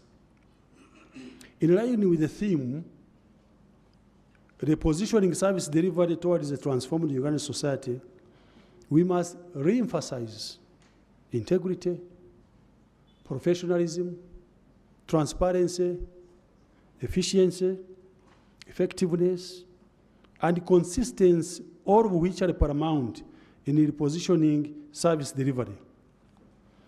We must remain public servants, but with a private sector mindset. That's why I want you to buy this book, which was launched 2 months ago. Please, buy it without fail. You will see what I'm talking about. Private sector is interested in profits. What is public service interested in? Service delivery,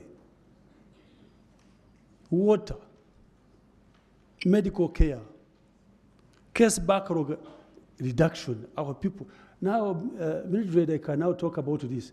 Case backlog reduction. There are some people who don't know that actually with the cases in the court, it has got implication for the economic development of this country. Look at cases which are in commercial court, worth 5 trillion shillings. You imagine if those cases were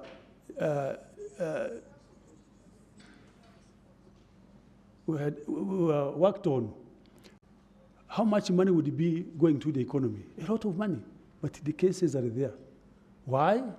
Because we don't have enough judicial officers to handle these cases. Look at land. Many of you must be having land disputes. And because there are encumbrances on the land cannot be developed. The investors fear if they invest on contested land, they lose their money. We need to deliver. We need this case backlog to be sorted out. But we must make sure that we deploy resources accordingly. I do remind all of you that the authority you had or represent right now demands that you exhibit and uphold high ethical standards and accountability to the citizenry. I therefore call upon all of us to consistently deliver quality services which will contribute to the transformed Ugandan society. Today, we have received the key findings of the National Service Delivery Survey. The indicators show where we are in terms of service delivery in the various sectors.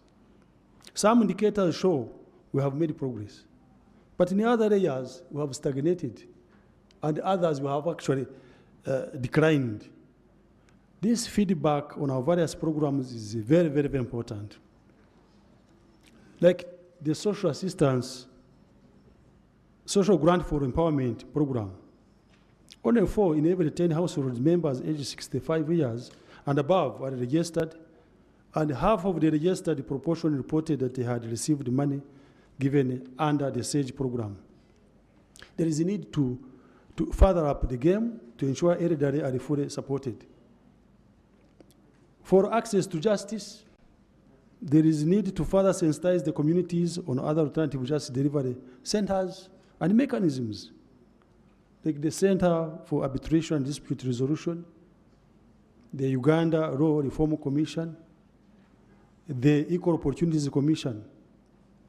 And the judiciary is currently popularizing other dispute resolution mechanisms, like mediation. And we have scored a lot in this area, which we want to continue popularizing. Pre-bargaining. Pre-bargaining is admission of guilt. When you know you committed a crime, instead of wasting court's time, you say, I'm sorry, I did it. They don't discharge you, but they give you an appropriate sentence. But you have not wasted the court's time. We noted that in the recent past 2 years, we used 10 billion to sort out these cases under pre-bargaining, which would have taken more than 35 billion, a saving of 25 billion shillings. Small claims procedure, where you have got a loan of 5 million, why go to court? Why don't you sort it out and you let people go to do their work? All of these are innovations which will save the country from spending a lot of money. We must continue to be innovative. We must be creative. We don't have to always think that people say government, but government is you and me. It is we to think, innovate, think out of the box, and make sure things are done. Ladies and gentlemen, corruption is reported to be on the increase, according to this survey. We as civil servants must act now. We must vigorously put an end to this corruption without fear or favor. And I repeat this, without fear or favor. There are some who fear to talk about it. There are some who talk about it and become victims. I happen to have been a victim.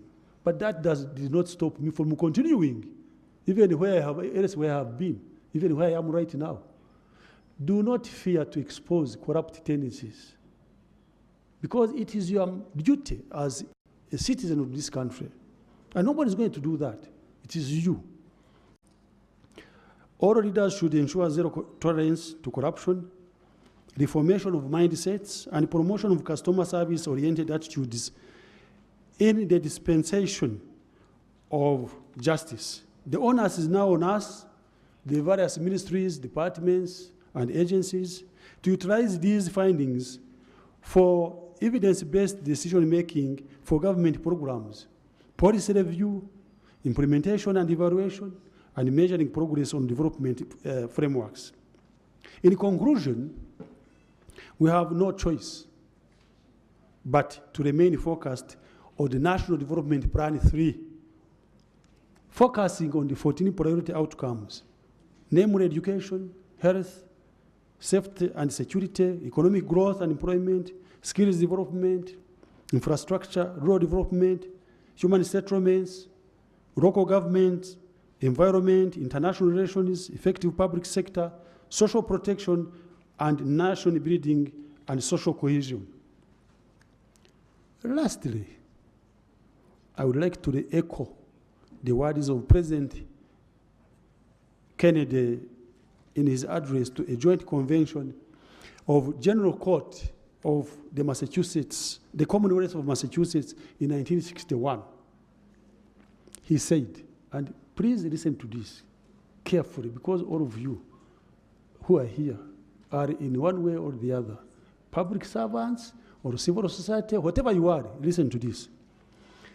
Our success or failure in whatever office we may hold will be measured by the answers to 4 questions. First question, were we truly men of courage? The courage I've been talking about, were we truly men of courage? Courage to say no to corruption. Courage even to say no to your bosses if they are wrong and tell them this is wrong. Courage to say no to even your associates. And courage is not the absence of fear. No. Courage is the mastery of fear. How you manage fear is the courage. So you who are here, can you take that one as your homework? Take home. Number 2, were we truly men of judgment? Judgment is the ability to discern wrong from right. In whatever you do, in your public offices, before you take action, ask yourself, am I really doing the right thing? Is this beneficial to the people of Uganda? Or is that private greed? Ask yourself that question. And self-definition, self-branding you as an officer in these offices. Third, were we truly men of integrity? And integrity is being honest. It's being upright. It's saying, it's walking the talk. It's if I say this, I mean it. You will be identified with what you talk about. And integrity is not an occurrence. Integrity is a trend where you have been, where you are, and where you're going. Last question. Were we truly men of dedication? Dedication to your duty. Working as if there is no tomorrow. And making sure that you serve the public. Because you are in this office of public trust. Are you a man of integrity? Do you work with dedication? With those few remarks, it is therefore my honor. I don't know whether to declare the dissemination workshop closed, because this is what my role was supposed to be. So I can say,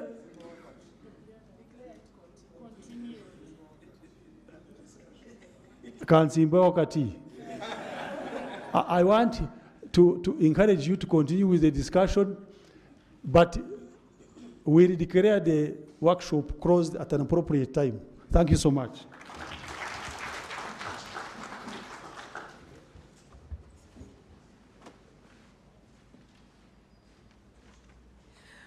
A bigger round of applause for Mr. Pius Bigirimana, who in this case was also representing the head of public service and the secretary to the cabinet.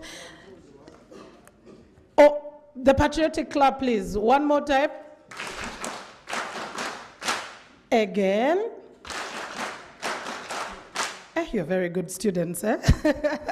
That's a beautiful one. Ladies and gentlemen, we are going to get just one more presentation and we get into the discussion.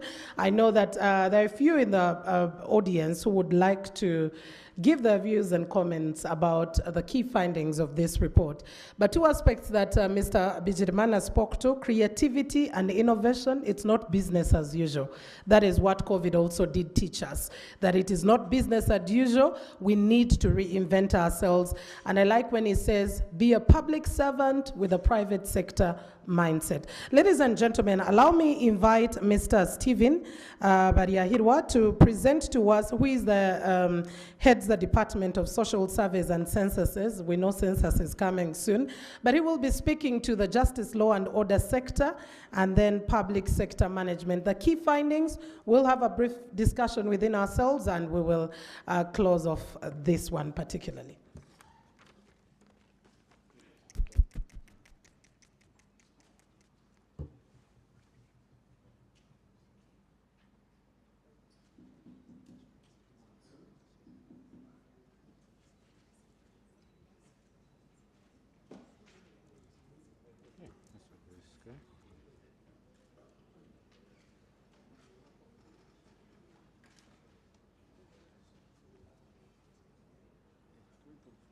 Yeah, 20. I don't know it even.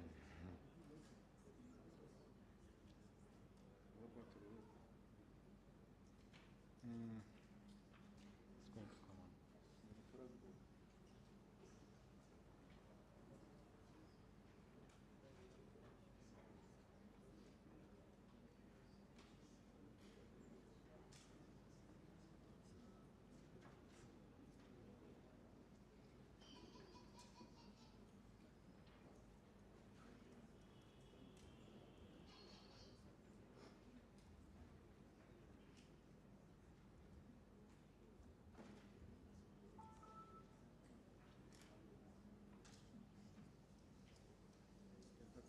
This is on,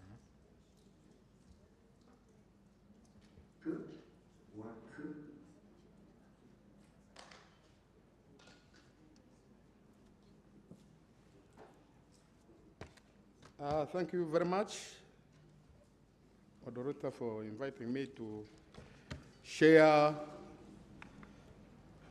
some findings. I have a small presentation which I'm presenting on behalf of everybody from the Bureau and the Public Service who worked on this survey and the other stakeholders. I will talk about justice, law and order and public sector management. The previous speakers have told you, the previous presenter told you we have a lot of information, but we have just tried to summarize a few that we can share here now. But you have been able to see the report. It is very big. We extracted some results to share with you. Now, under justice, law and order sector, we know that this is a sector which is responsible for administering justice and also maintaining law and order, as well as promoting and protecting human rights. So we began by asking, this question was asked at the household level. We began by asking the household, or the person who was answering for the household, whether they knew these institutions. These institutions are in two slides. There are the ones here which are highlighted, and then the ones on the next slide. The majority knew LC1 and Uganda Police as the most institutions where they can go for arbitration or conflict resolution. The other organizations, like the magistrates court, the high court, the land office, there are very few people who knew about them. And even when we look at the next one, like those Human Rights Commission, only 8% knew about there was a Human Rights Commission. Only still 8% knew about the Inspectorate of Government, but surprisingly, less than 1% knew about the Uganda Law Reform and the Center of Arbitration and Dispute Resolution. So you can see our communities deep in the villages do not have any information about most of these organizations other than Uganda Police and LC1. We also asked households that had an issue or a case that required sorting out where they went. We found out that 5% had an issue, and most of those who had an issue went to LC1. 12.1, and Uganda Police 5.6. Now, we asked those who went to these institutions whether they were satisfied and which institutions they were satisfied with.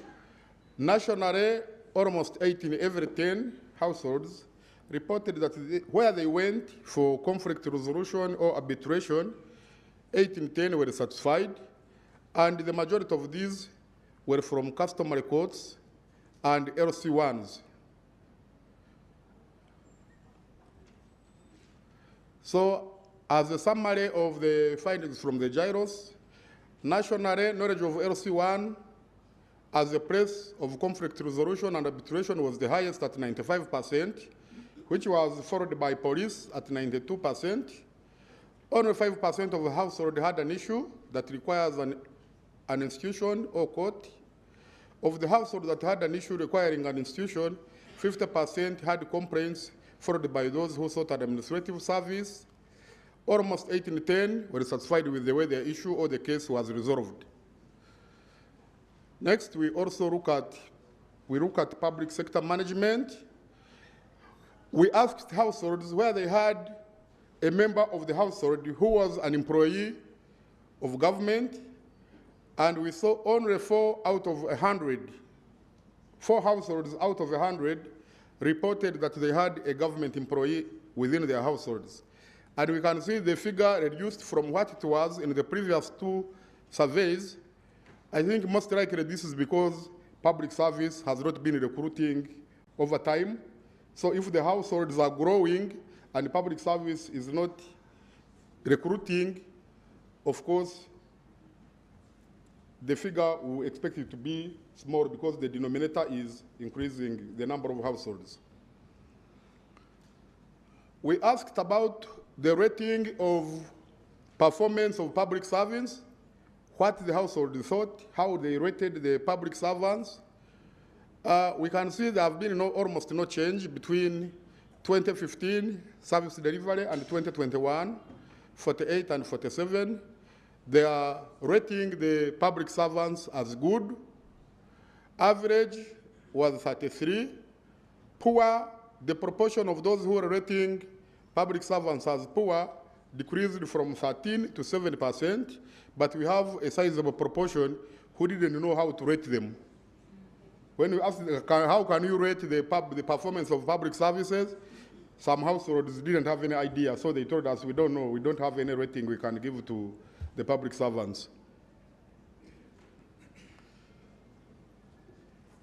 Then we asked about the perception on how level of pay affects service delivery.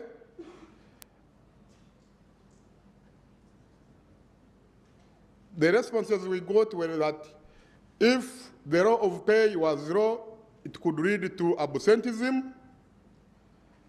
It could lead to absenteeism was 52%, whereas raw motivation was 60%, and the 57% were of the view that if the public servants were lower paid, it would encourage corruption.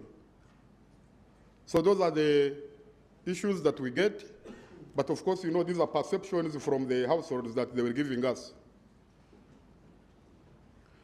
So we also asked information on retired government employees who applied and received the pension. Of the households that we covered, less than 2% had a member of their household who was working with the government but had since retired. 46% had applied for pension, but of these, 71 had received their pension. This one was not very direct because even the people who had applied like a week before would not have received their pension. So this number may be a bit, you may not say that they applied and took so long to get paid.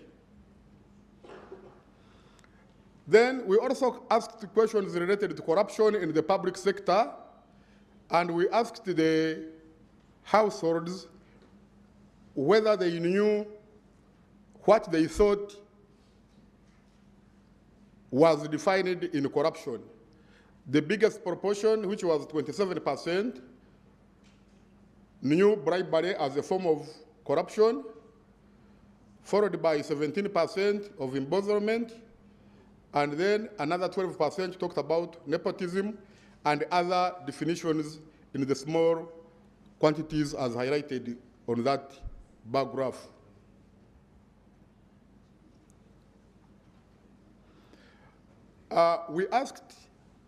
We still asked about the perceived causes of corruption in the district, what people thought were the real causes of corruption in the districts, and the majority, 50%, thought that these people were greedy, or they needed just quick money, or it was just individual tendencies. So the majority thought that corrupt people were just doing it because of greed. Others thought because of raw salaries, but you can see the other items that we highlighted there are very small compared to the half of the population that thought people do it because of greed. The other issue we looked at was the perceived effects of corruption on people in the district. We asked them, if people are corrupt, what do you think happens to the service that they provide? So the majority, 47%, thought that with corruption, there is limited or delayed access to services for citizens. And others thought it worsens poverty and prevents development.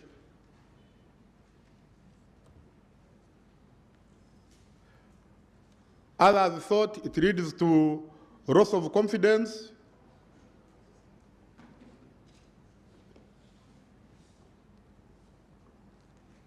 I don't get. Okay. Others thought it causes resentment of government officials. So the list is big. Those are the ones that we were able to capture.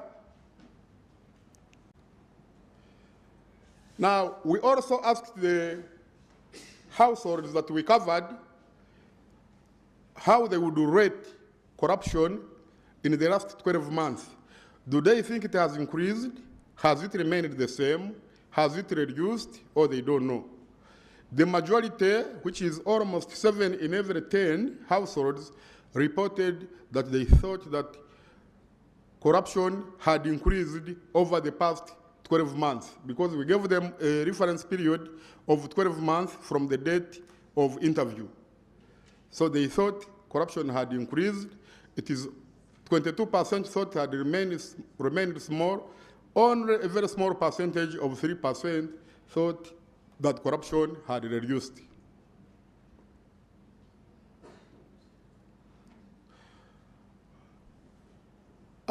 We went ahead and asked the households whether they knew whether they knew any anti-corruption institutions.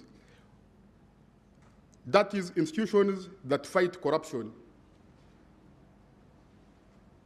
We can see 39% thought police would also be fighting corruption, whereas 29% were of the view that the Parliament of Uganda is also responsible for fighting corruption. 15% thought of judiciary, and only 7% knew of the Inspectorate of Government. Also, almost a small percentage knew of the State House and Corruption Unit, also of 6%.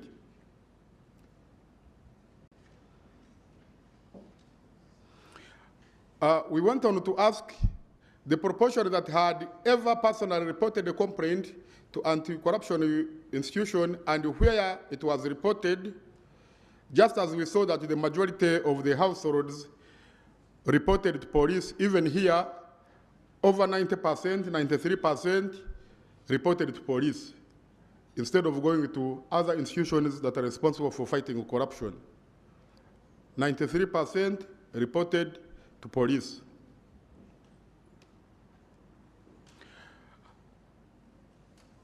We asked the respondents again to tell us about the forms of maladministration in the district, and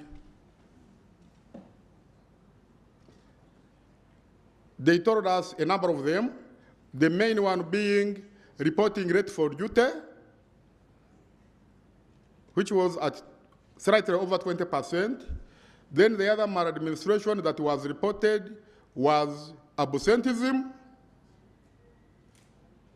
Then the other one was irregular recruitment of government employees, and other in small percentages of less than 10%, as highlighted on that bar graph. Now, we also asked the proportion with the opinion that maladministration exists in the public sector, and of those, what type of maladministration that was reported. The trend is almost similar to the previous slide. Majority knew of reporting rate for duty, absenteeism, and non-payment of salaries and other benefits.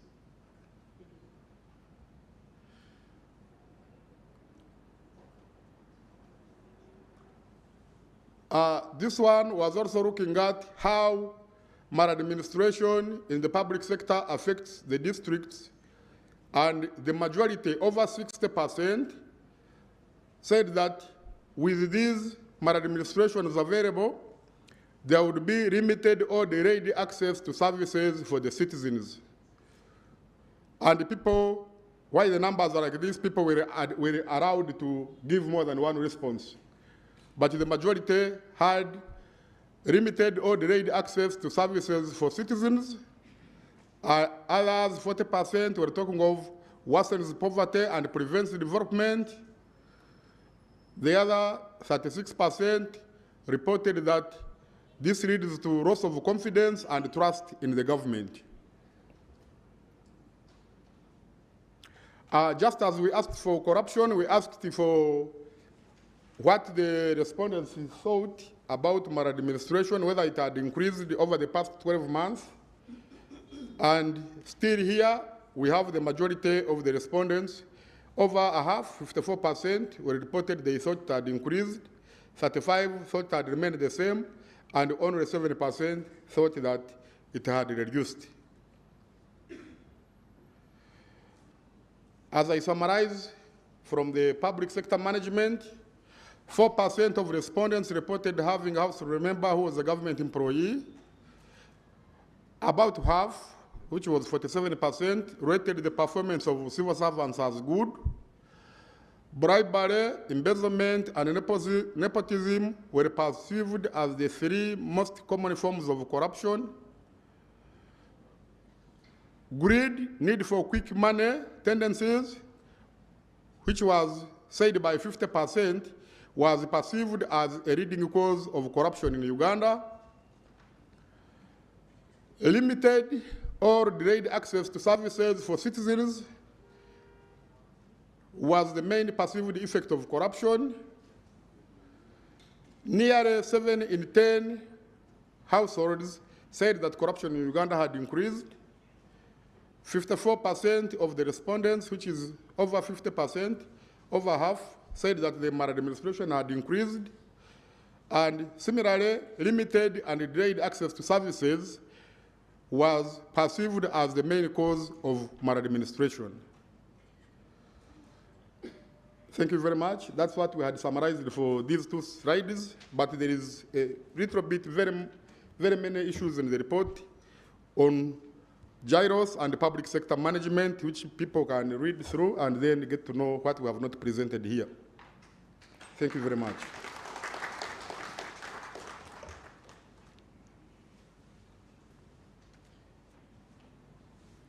Thank you very much, Mr. Stephen Bariahirwa, who is the head social service and censuses. We would like to listen to you.